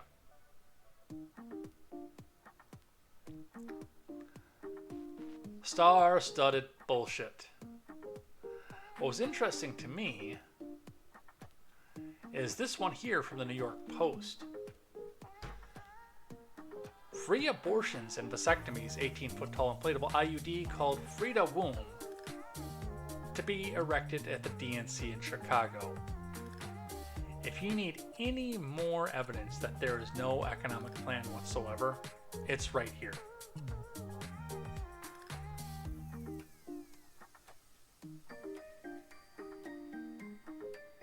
From Patrick Riley. Attendees at the DNC will have the opportunity to get a free abortion or vasectomy just blocks away from the event. And vasectomy appointments are filling up fast. Planned Parenthood Great Rivers, which serves most of Missouri and part of southern Illinois, is sending a mobile health center to the Windy City's West Loop to offer reproductive services on Monday and Tuesday. Medical abortions are reportedly available both days, with vasectomies being exclusively offered Monday, according to the New York Times. And by the way, I know they say that the New York Post is a Trump-leaning Russian disinformation rag or whatever other propaganda they put it. No, this is real. Our friends over at NPR are saying the exact same thing with this one here. From vasectomies to abortion pills, Planned Parenthood sets up a mobile clinic near DNC. I'm not going to read this article because I'm going to continue to use the New York Post article, but I put this up here to show that yes, this is real. Even The Hill is coming out and saying that this is what is happening at the DNC here. Look, one of the jokes in circles among right wing is the concept and the idea that abortion, killing your child in the womb, is a sacrifice to Moloch. I joke about it. I don't legitimately believe it myself because I don't believe in Moloch. Here's the problem. Most of the progressive Democrat left views the government and the Democrat Party specifically in a religious light. It's state worship. So to a lot of them, this is a religious experience to go to this. And then on top of that, you're having a place to have an abortion just a couple blocks away. If you don't want crazy right-wingers to accuse you of sacrificing your children to Moloch, then don't do something that looks like you're sacrificing children to Moloch for a win. Jesus Christ.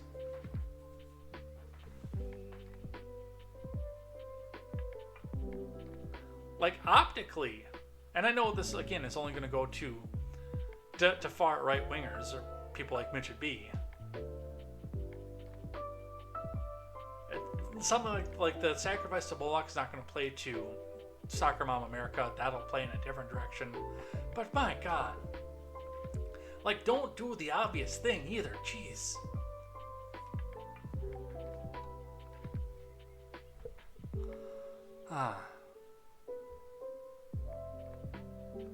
Apparently there have been a bunch of them too. There's the giant IUD.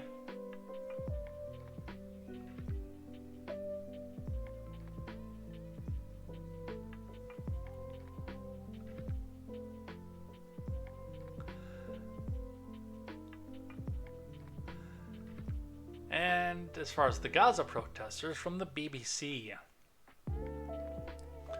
Biden says Gaza protesters have a point after thousands gather at DNC. From Mike Wendling. Thousands of marchers took to the streets for mostly peaceful protests mostly peaceful. Piss the fuck off. Near the DNC and its opening day, calling for a ceasefire in Gaza and an end to U.S. support for Israel. But several demonstrators were arrested when dozens of them broke through a security fence around the Chicago venue. That's an insurrection, by the way. The turnout appeared to be well below the tens of thousands that organizers had hoped for and short of the 15,000 they claimed turned out. Later in the evening, Biden acknowledged that the protesters out on the street have a point in his primetime convention farewell speech. A lot of innocent are being killed on both sides. Wow, does that not sound like very fine people on both sides? He added, adding that a U.S. brokered ceasefire, which has so far proved elusive, was necessary. Protests in Chicago have highlighted divisions among Democrats over one of the most contentious issues on the left of American politics, U.S. support for Israel's war in Gaza. At one point during Monday's protests, a small group of pro-Palestinian demonstrators knocked down a fence around a convention security perimeter and they streamed through. CPD said the protesters did not breach an inner security fence and that the situation was quickly contained. At least 4 people were detained. Many of the Gaza war demonstrators said they saw a little difference between Biden and Harris, who was formally accepting the nomination without having received a single vote, this week after the president dropped out of the race last month and endorsed her. The DNC may present a new face, but its support for Israeli repression remains unchanged, said Omar Yunus, co-founder of Jasur, a Palestinian youth organization in Chicago. Another protester, Talis George Monroe, said he would definitely vote for Harris and Walz but did not want to give them a free pass on their support for Israel's war in Gaza. And that's been where a lot of the mainstream focus has been. Was on the fact that these protests were. I have not seen a lot on the speeches. I know that James Taylor canceled his appearance and the Obamas are up there tonight. Probably going to be there while we're live here right now, but there's just not a lot of enthusiasm for the mainstream Democrat Party. Just basically, I'm not Trump, vote for me. That's all that they have. Oh, Carlos XSDXX wanted to sell some viewers and got caught by the Nightbot. What do we say to that?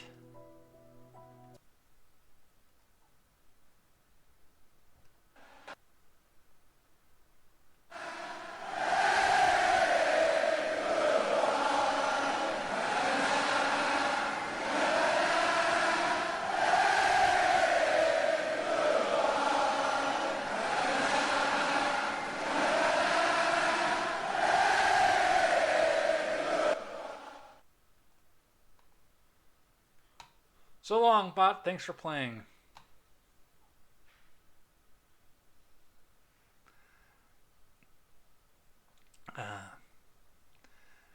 And one of the last ones that I have on this, and like anything that you're seeing from the Harris campaign at this point it's staged, it's scripted. We've got a video here of multiple takes of watching Harris try to go buy Doritos because she's such a woman of the people. She hasn't had to do this since the 80s. But she's such a woman of the people that she's just ordinarily going to go in and buy an ordinary bag of Doritos. Hello, fellow kids. I'm just like you. Don't you want to come vote for me? Because I'm just like you. I buy Doritos just like you. Meanwhile, involving clearing people out of a busy store and then replacing them with actors to come back out and smile and say, wow, what a woman of the people. Now, clearing the people out of the store, I'm not opposed to that. Secret Service security, they go back and sweep everything. I get that.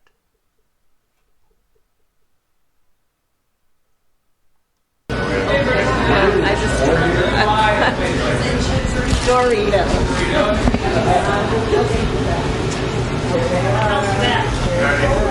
Huh? Ah, Dougie, there they are. Yeah, thank you. I know you want those. You see corn nuts over there, Isn't this it? Oh, yeah, that's the it. big. There you go. That is funny. You see corn nuts over there?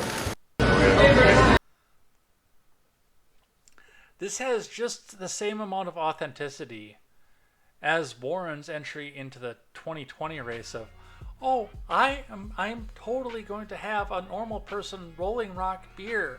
Oh, this is my husband. Husband, would you like a beer?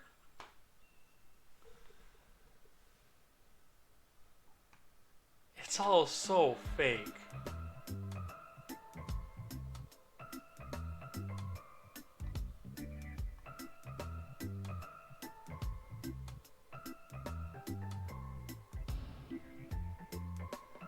All right.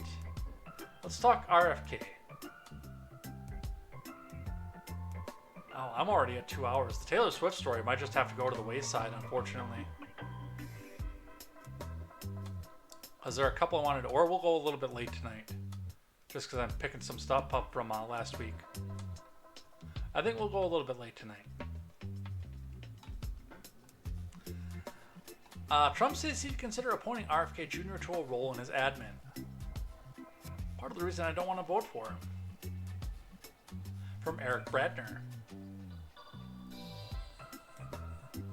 But it does put the Ron bros who now think they want to go back and vote for RFK Jr. into an interesting predicament, I will say that.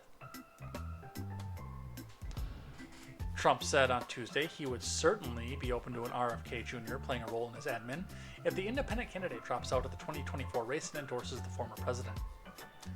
I like him. I respect him, Trump said to CNN's Kristen Holmes in an interview after a campaign stop in Michigan. He's a brilliant guy, very smart guy. Known him for a long time, the Republican nominee said.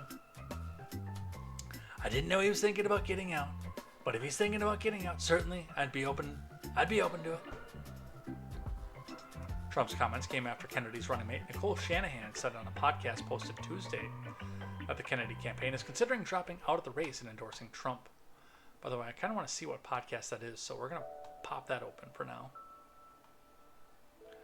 She describes the decision as intended to reduce the risk that Harris defeats Trump. Trump said he would love that endorsement because they've always liked Kennedy. Asked if he would consider appointing Kennedy to a role in his admin if he wins in November, Trump said, probably would.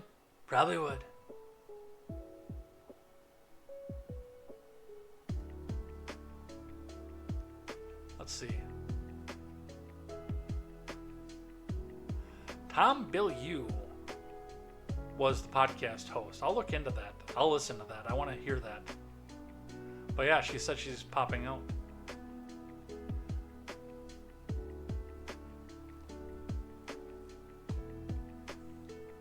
CNBC reporting, because I suck at getting these things set up before I go. Get all the articles set up before he goes challenge. Level impossible. Come on, you.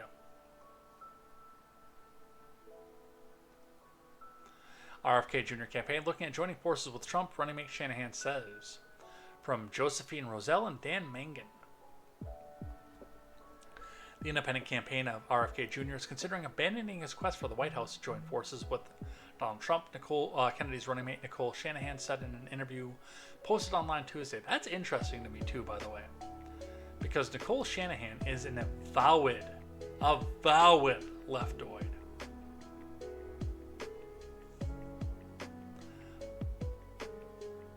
So I don't know how she would go with that. So someday I will get to swing the band hammer.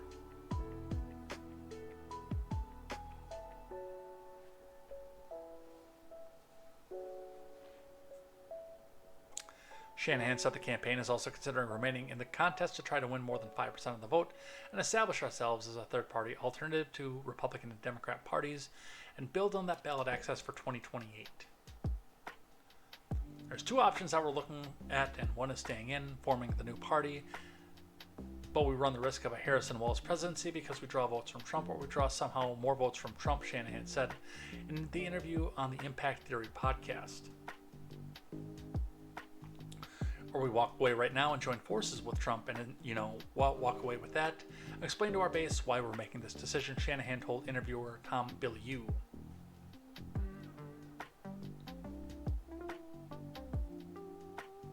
Not an easy decision, the attorney and entrepreneur added. Asked by Bilyeu if she would run for governor of California, where she lives, if Kennedy and she entered her campaign, Shanahan said, I would consider running as well. So we don't have a confirmation, but it does look like, yes, this is going to be a thing.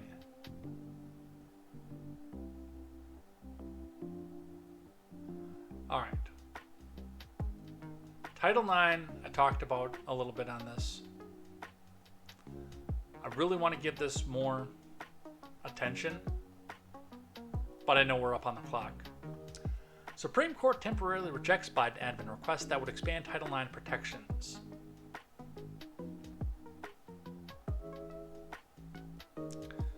From Lawrence Hurley. The Supreme Court on Friday barred the Biden admin from enforcing parts of a major regulation on sex discrimination in education that's embroiled in litigation over its protections for transgender students. The court rejected a request from the admin to allow less contentious parts of the regulation, many of which have nothing to do with the gender identity, to go into effect in states where it's been challenged, while lower courts wrangle over the contentious transgender issues.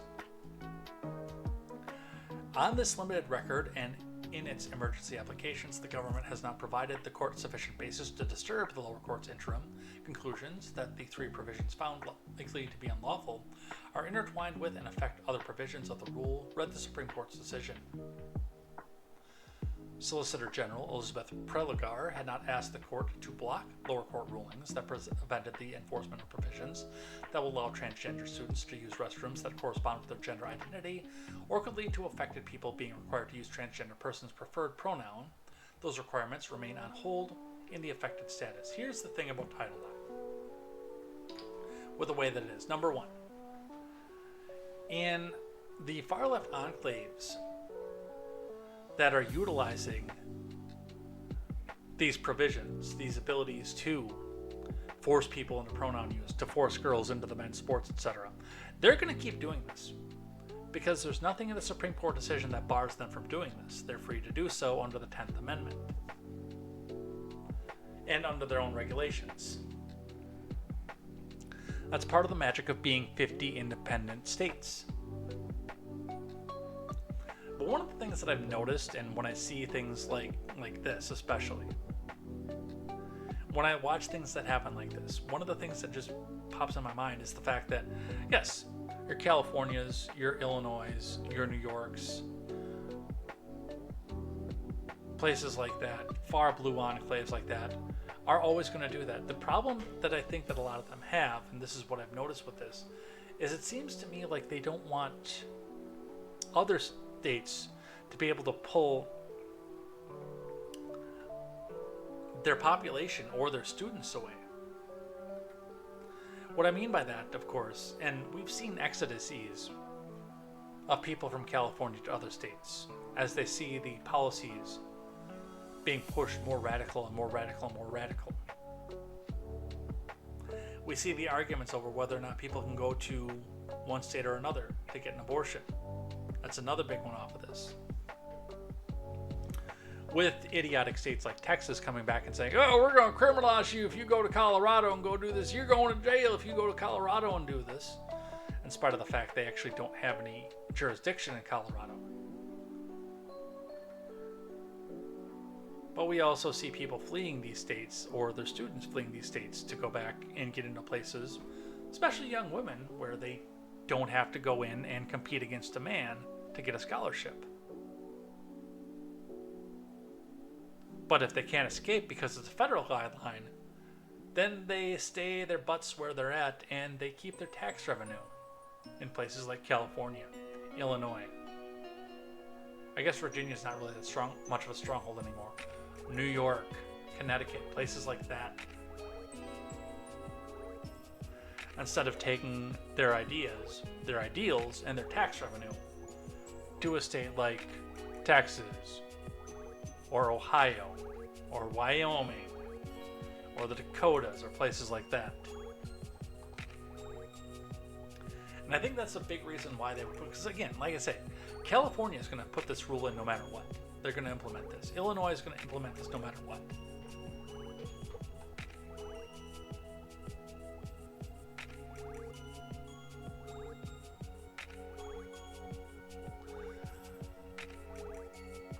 In news that everybody saw coming from CNN, Ukrainian man wanted over Nord Stream pipeline's explosion. From Rob Pichetta. You know that thing where they said that Russia went out and blew up their own fucking pipeline? And it made absolutely no sense. I still don't think it's Ukrainians that did it. I don't know if I can say who I think did it on a YouTube live stream. Because I'm pretty sure that, number one, they throw the tinfoil hattery accusation at me. But I'm pretty sure that's a, quote, misinformation offense, even though this is the first arrest that's actually, or warrant that's actually been issued for this. If I said who I thought did it.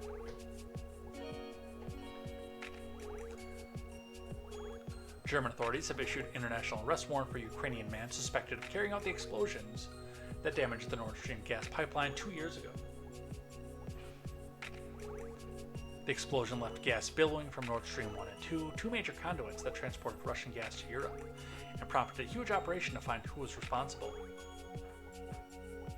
spokeswoman for Poland's public prosecutor's office, Anna Adamiak,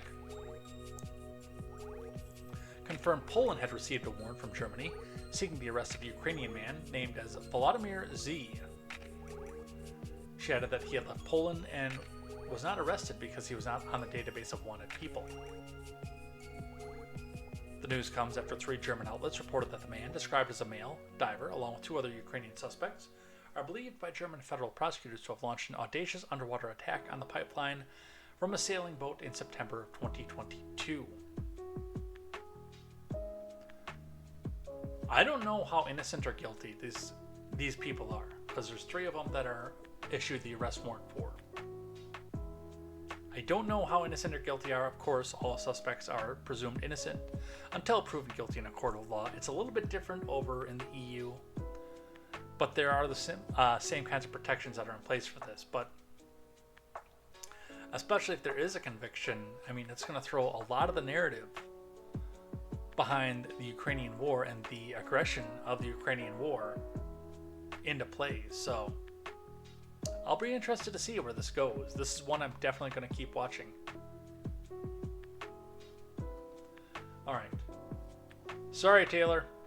I don't like your music anymore, but I liked you when you were a lot younger and played country music still. But we're not going to be able to get to this one today. Sorry. So sorry. But we got to close out for the night because I got some stuff to do. I'm actually getting hungry again. I don't know why.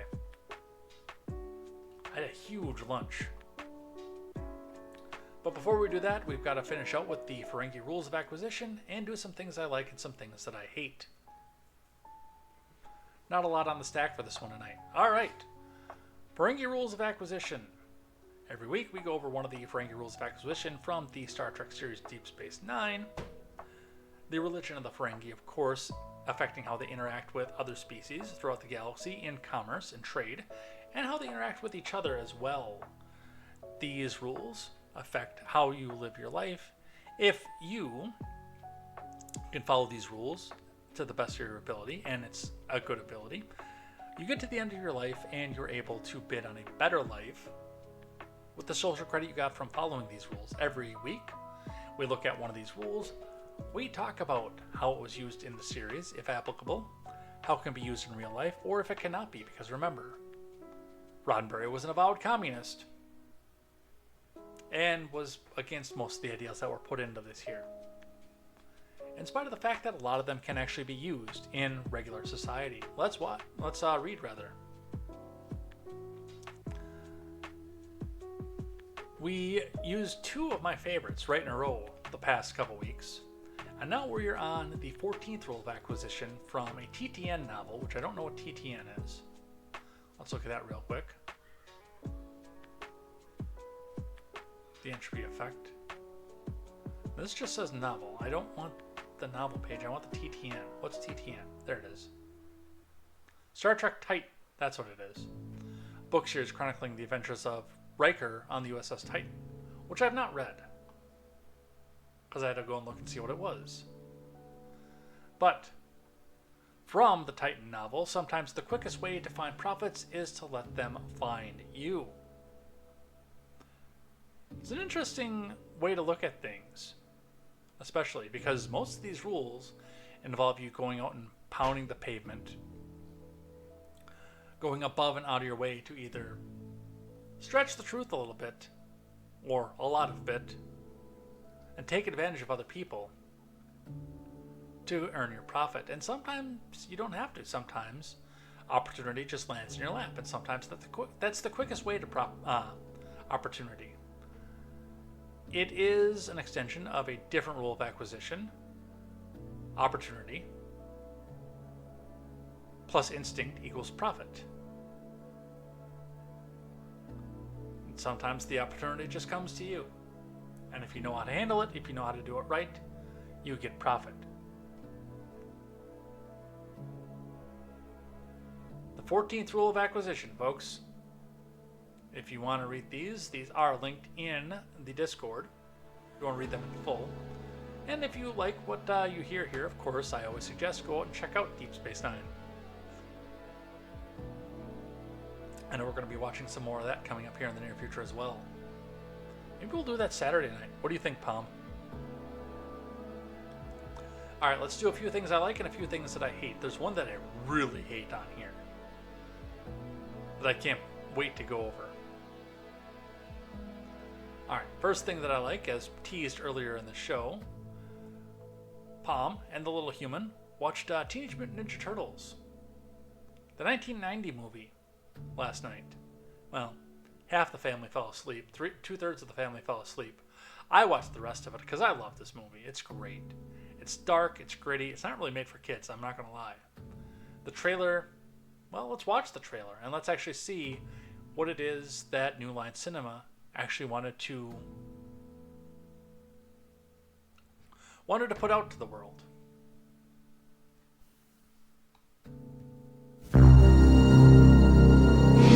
Our family grows. The city itself will be our playground to use as we please, rewarding ourselves and punishing our enemies. We've been looking for you, Miss O'Neill. There is a new enemy, freaks of nature. Together, we will punish these creatures. What the heck was that? Looked like sort of a big turtle in a trench coat.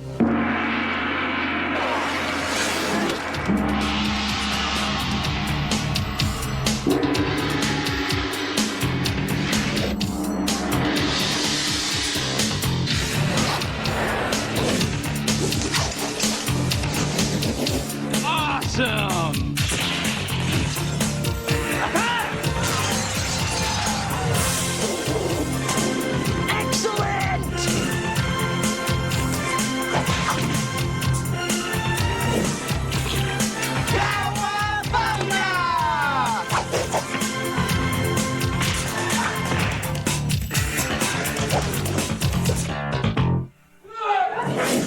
Yeah!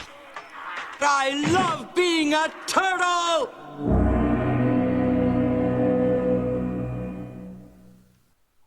What's interesting with the trailer, and I heard a couple different voices from that one, but I noticed right away during the Shredder speech is that was not James Sato, the Shredder that made it in the movie, but that was also not the Michelangelo that made it in the movie either. Robbie Rist as the voice. Robbie Rist has a higher and raspier voice on that, but I mean that was Michelangelo's scene, so they used definitely different voices in that trailer. But yeah, if you haven't seen this movie, by the way, what world are you in? Go watch it. No, seriously, watch it again if you haven't watched it in a while. It was fantastic, peak 90s, and yeah, even with the dark and the grit of this movie, what was great about it was still lighthearted enough that it could be passable for kids. The one-liners from the Turtles just played into there. The chemistry that these actors had for them was amazing. So yeah, definitely go back and watch that if you haven't seen it. All right, other things that I like. Speaking of more movies, Michael Keaton promises Beetlejuice character won't be politically correct in sequel. Thank God. I'm not a fan of everything being rebooted and long-term sequels. I wish that Hollywood would find another IP. I would make an exception for this. I like Beetlejuice. I didn't see it until I was a grown-up. But I like Beetlejuice. I like the cartoon. I thought for sure that there was, like, for a long time, I don't know if I got Mandela affected or whatnot, but I thought there was a Beetlejuice sequel. I remember somebody opening up a door to hell and seeing the souls fly up.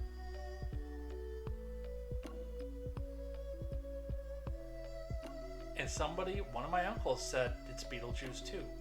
And I've seen Beetlejuice numerous times and I've never seen that scene again. I swear to God there was a sequel before this. Or I got Mandela affected or butterfly affected and it disappeared.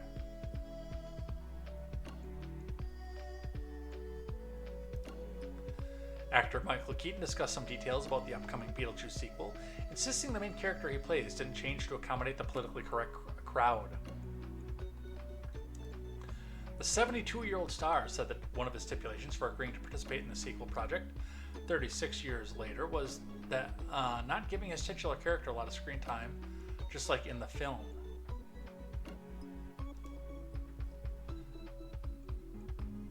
The idea was, no, you can't load it up with Beetlejuice, that'll kill it, Keaton told GQ during an interview published Monday. Yeah, that was one of the things with that too, because Beetlejuice was not a huge part of the Beetlejuice movie, if you remember the original script. It was about the recently deceased and their journey into the afterlife. Beetlejuice, despite being the titular character, was a side plot ploy.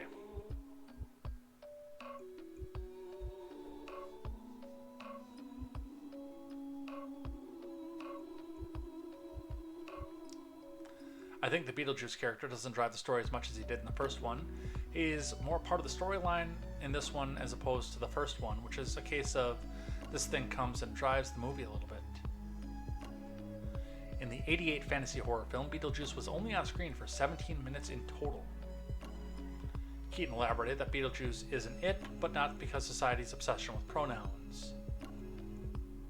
He's a thing. He's more of a thing than a he or a she. He's more of an it, and I'm not saying it to be politically correct.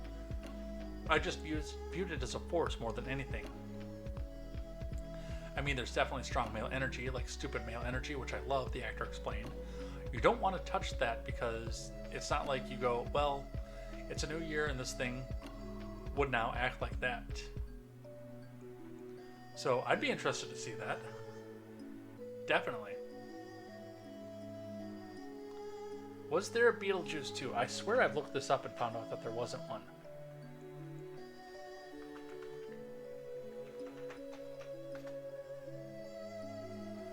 No, when I brought up Beetlejuice 2, it just came up Beetlejuice.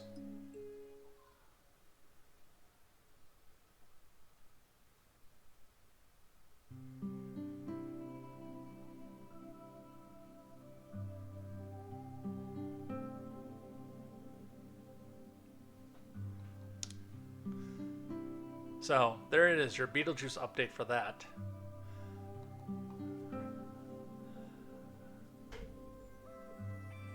The United States finding self-awareness. Democrats mocked for building a literal wall around Chicago DNC venue. You know, much like the wall that they put around the Supreme Court during the Roe decision, and the wall that they put around the Capitol during anything that was happening that was markedly leftoid. Democrats took a virtual beating over the weekend as preparations are underway for the party's national convention, which is scheduled to take place this week in Chicago. Part of that preparation, due to expected protests from the anti-Israel, pro-Hamas crowd, involves businesses boarding up and a literal wall of fencing being installed around the venue. We're going to build a wall. It's going to be a great and glorious wall. Wait, no, wrong party.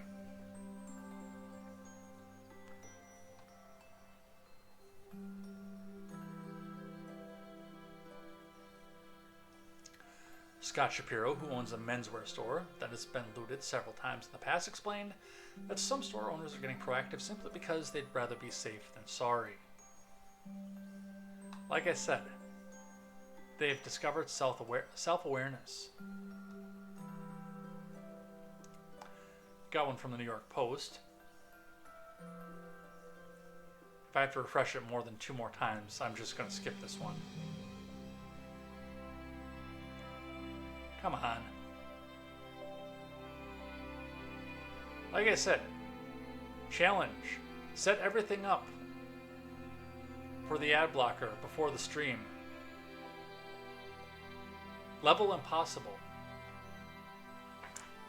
For those of you listening on the audio platform, because I have an ad blocker, I get these little pop-ups that say, please turn off your ad blocker, and then you can refresh out on most of the pages until it says, continue without supporting this time. And NBC, I always forget to do, and New York Post, because the New York Post just started doing that this year. I always forget to do that too as well. So, from Victor Nava. A vast majority of Americans believe Harris was aware of Biden's mental decline before he dropped out of the 2024 race, according to a new poll. Yeah, so does everybody in America. Only 21% say the 59-year-old vice president rather, was in the dark about Biden's diminished faculties, which culminated in a disastrous June debate performance against former President Trump that sparked Democrats to call for this ouster.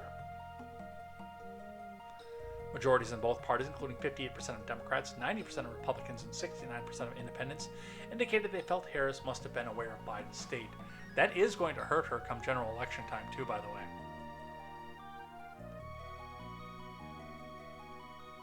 Because it's going to look like they were trying to foist this onto the American people. And the last one that I have on things that I like before we go on to things that I hate.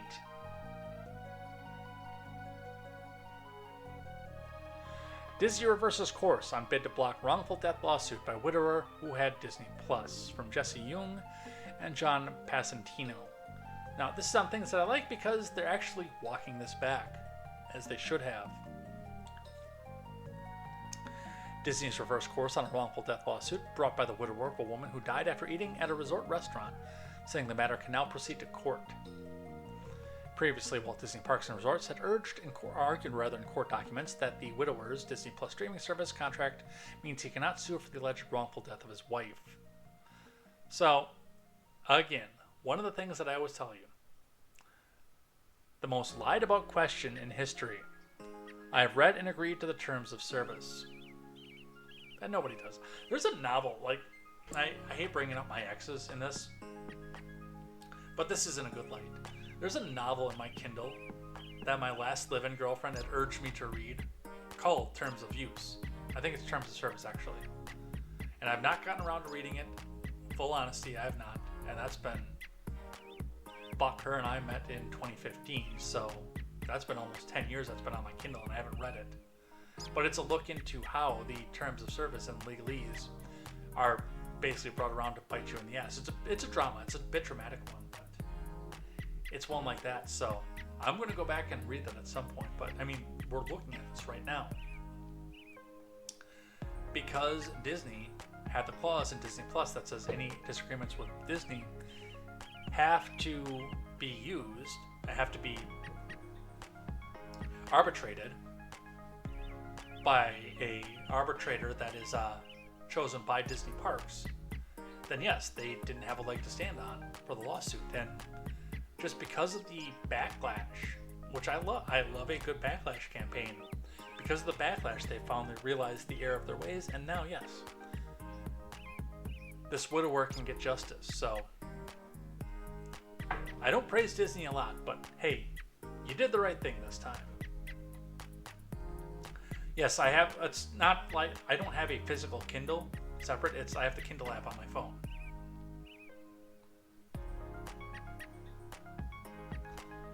And I go in spurts with it. I don't use it all the time, but I go in spurts. Alright, let's do a couple things that I hate. AG Keith Ellison in Minnesota. The individuals who shot these children must be held accountable. That's true. And we'll read the article for a bit in just a moment. But it's this next line that sticks in my craw because these AGs keep wanting to go after these companies because their cars are too easy to steal even though they're cheap cars. I will also keep holding Kia and Hyundai accountable for making their vehicles easy to steal. What a fucking load of bullshit. Out and in the open. Bullshit.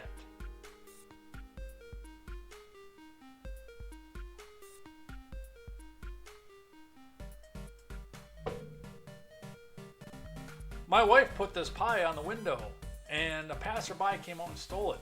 So now I'm going to hold my wife responsible and punish her for that. That's what that sounds like. Let's read briefly from the Star Tribune. 4 children, ages 11 to 13, shot in Minneapolis while riding in a stolen car. From Christopher Snowbeck. 4 children in a stolen car between the ages of 11 and 13 suffered gunshot injuries early Sunday during a mass shooting in North Minneapolis. What do you want to bet? I can't even read this one because they locked me out of it. Hold on. Let's see if this works. It was already archived. Fuck off, I win. The injured include a girl in critical but stable condition with a bullet wound to the head, according to the Minneapolis Police Chief Brian O'Hara. What do you want to bet that this was a owner of the car tried to shoot to stop the criminals? O'Hara called the incident outrageous and said it shows what more must be done to deter car theft by juveniles, since more minors are joyriding in stolen cars are then becoming involved in more serious crimes. We're failing these kids, the chief said in a video posted by the Minneapolis Police Department on social media. O'Hara said a preliminary investigation indicates the minors were inside a stolen Kia, driving near the intersection of West Broadway and North Girard, when a dark-colored sedan began following them and firing at them with a fully automatic weapon. Police recovered about 30 shell casings from the scene, he said, although even more shots might have been fired.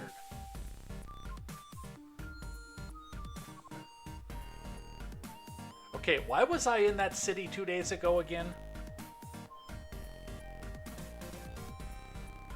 So, the mass shooting had absolutely nothing to do with the fact that the car was stolen, I don't think. Holy crap, this gets messier and messier as we go.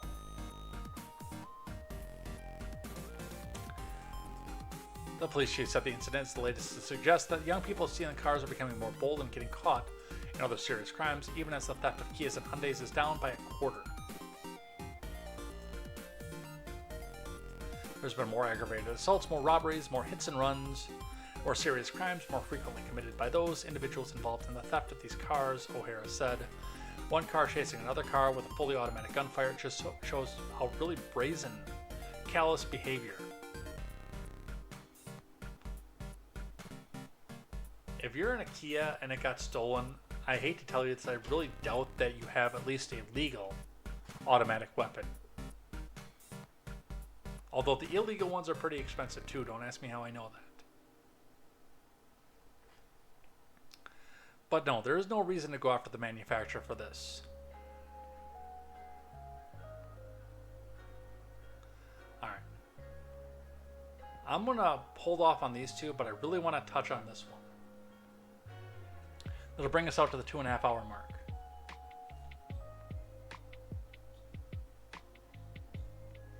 They're the same city. This one has taller buildings.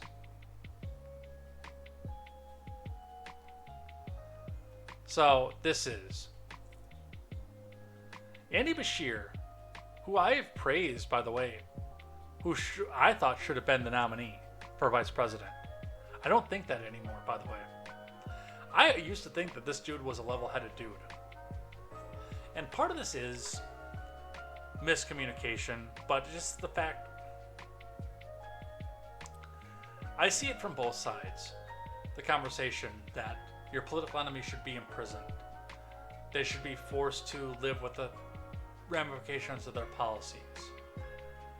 But also that they should be murdered in the streets. They should be arrested, or in Bashir's case, somebody that J.D. Vance knows should be raped so he knows what it's like to go through the abortion pain.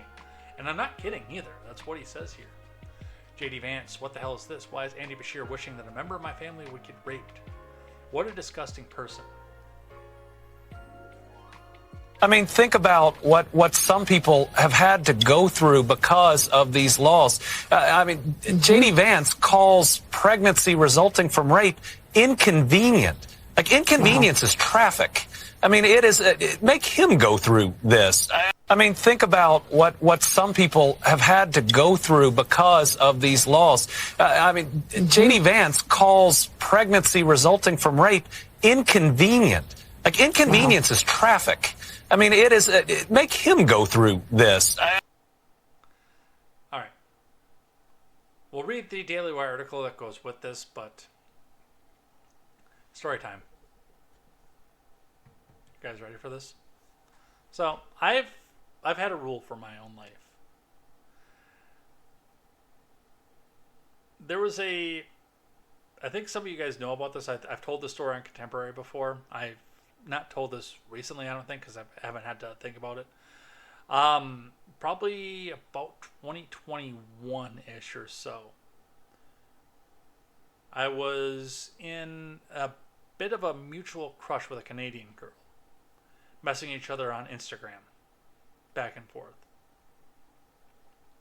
Really, really flirty stuff, even though we had vastly different ideas of policy prescription, because she herself considered herself to be a, quote, lefty-loosey, and I'm, lefty-loosey typically means let the government make a lot of decisions for you, especially in the way Canada's government is structured.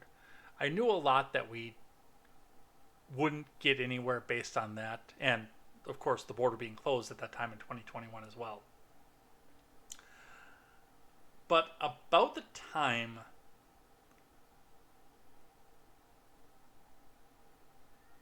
that the COVID vaccine mandates were starting to roll out, I had covered a story on it was morning show at the time, Contemporary, and she watched, even though she knew that we were policy-wise insanely different from each other.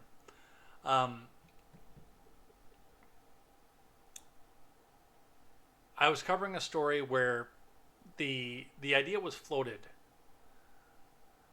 that the vaccine peddlers would go to the bar and try to convince people who hadn't been vaccinated yet, that was before boosters, to go get their vaccination while they were drunk. Try to get them to do it while they were completely hammered and shit-faced and couldn't make decisions for themselves. And I actually compared that to date rape, because you're trying to convince somebody to do something that they wouldn't normally do using the lubrication of alcohol to get them to lower their inhibitions and do something that they wouldn't normally want to do. This woman was texting me after Contemporary, and during, actually, by the way, too, because this was one of the last things that I covered that day. And she started telling me about all the times that she's been raped and how horrifying it is. And she finished it by telling me that she hoped that I would go through that. Look, guys, I've said a lot of bad things about a lot of people throughout my life. I'll be completely honest with myself. I've not been perfect. I've tried to clean it up throughout my life and be better about it as far as I go. But one thing that I can say outright is, to my knowledge, I've never wished for a heinous act to be performed on somebody else, or the people that somebody else that I don't care for love. One of the worst things that's ever happened to me was a 6-month period of absolute mental torture from a girlfriend who was an ex-girlfriend of me at the time, who was specifically trying to push me to self-delete, and that's the most that I can say on a YouTube video, unfortunately. But you guys, especially with the prevention live stream that I did, you know where I'm going with this. The torture, the lack of self-imaging for that was one of the most painful things that I had to go through in my life, and it lasted me for at least 10 years. It stayed with me. I could never wish that upon anybody else. So to have somebody come in and say that, rightfully so, honestly, being forced into an encounter like that is the worst kind of mental anguish, torture, that this person could conceivably conceive of for herself, and to go back and wish it on each other, onto another person. She can hold her beliefs. Like, I'm not going to blame her for holding her own beliefs in that and wanting to see that happen to somebody.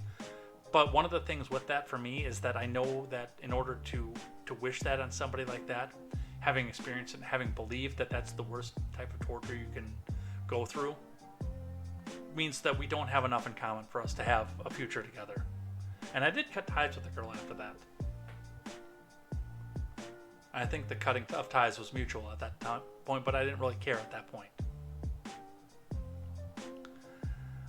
So, and when I first heard the story, when I first heard somebody talk about the story today, that was the first thing that went into my mind is how can you just sit down, tell the world that this is the most abhorrent form of torture that you have experienced or that people that you know have experienced, and then turn around and say, and I want somebody that you love to go through that.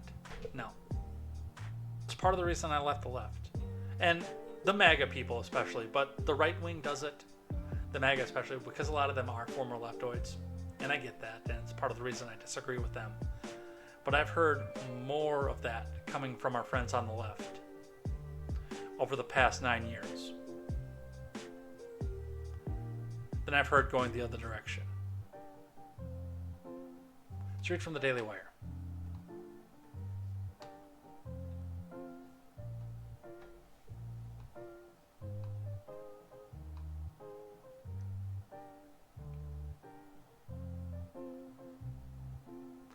Democratic governor says Vance should go through the pain of having a family member raped. Vance fires back from Virginia Kruta. J.D. Vance pushed back after Governor Andy Beshear during an appearance on MSDNC suggested that Vance ought to go through the pain of seeing a family member become pregnant as a result of rape. Beshear, who touted Vice President Harris's support for access to abortion during a speech at the DNC, spoke with Morning Joe host Mika Brzezinski about it. During the conversation, he lashed out at Vance, who is currently campaigning to be the vice president, alongside former President Trump, over his pro-life comments. Which we just watched that too. I think this is a long... No, that's the same one.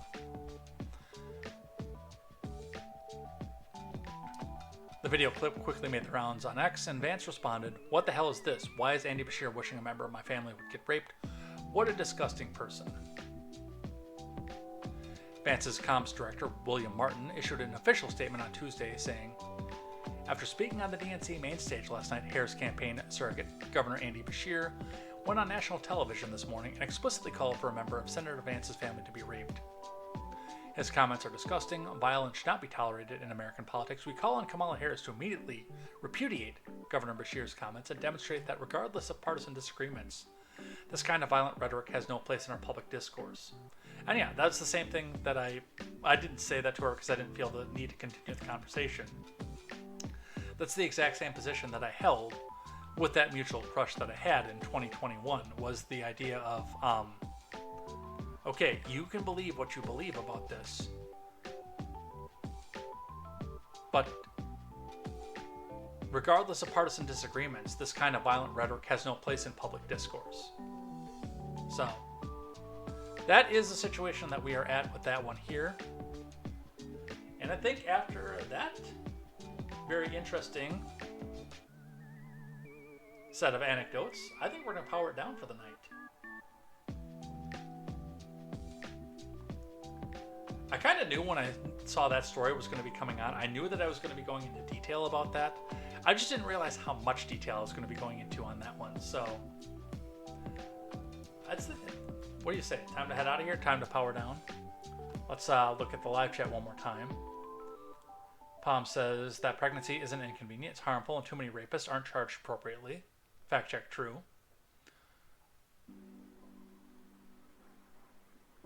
Palm says it's very rapey. I messed up. The vaccine should have sold itself if it was truly effective, which is I also agreed with. I wish that people who had no idea about things being forced on them could have better understanding. Women have a lot of things forced on them, even if it's just by how we're raised. That's also, from what I can see, is true. Long says, if you're not going to condemn that for wishing that upon you, fuck it, I will. She's a heinously evil person in any sane and just society. She'd be held in a mental institution for the safety of the general public until and unless she repents of the insane evil. And Palm reminding Vaughn that it wasn't Kamala. Alright, let's power this down, shall we? Let's get the other title card up here and prepped. Let's find the outro music. Where's my outro music? Probably have to go find my outro music again because I had to restart so many times on the failed Nintendo Switch debacle from the other night.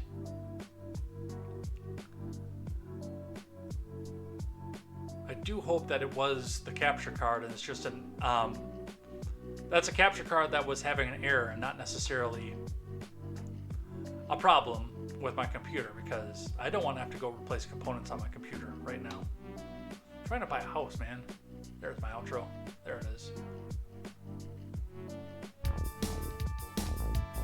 And we'll turn the other music down. And thank you, everybody, who came by and hung out in the live chat. Come out and talk to me, heard me tell stories, heard me tell what's going on here as well.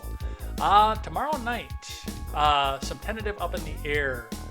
The stream for tomorrow night's video game will be announced in the Discord, so look for that. There are a couple options there, depending on how my testing of the capture card goes. So we'll see what happens with that and where we go with that. Otherwise, Friday will, as usual, be its regular Fallout Friday, so go ahead and look for that. I'm looking forward to that as well. We'll be back here on Tuesday for more news, more headlines, more contemporary. Definitely looking forward to that, seeing how the DNC finished out here. I know we didn't cover a lot of it tonight, and the Barack Obama speech was going on while we were live, so we'll probably be getting some details in for that. And I'll have listened to the Biden speech by that point as well. So take care. Good night. Have a wonderful time. We will see you here next time for more news, more headlines, and more contemporary. Take care. Have a good night. And until we see you next time, I'm Jay Edgar, and this is Contemporary.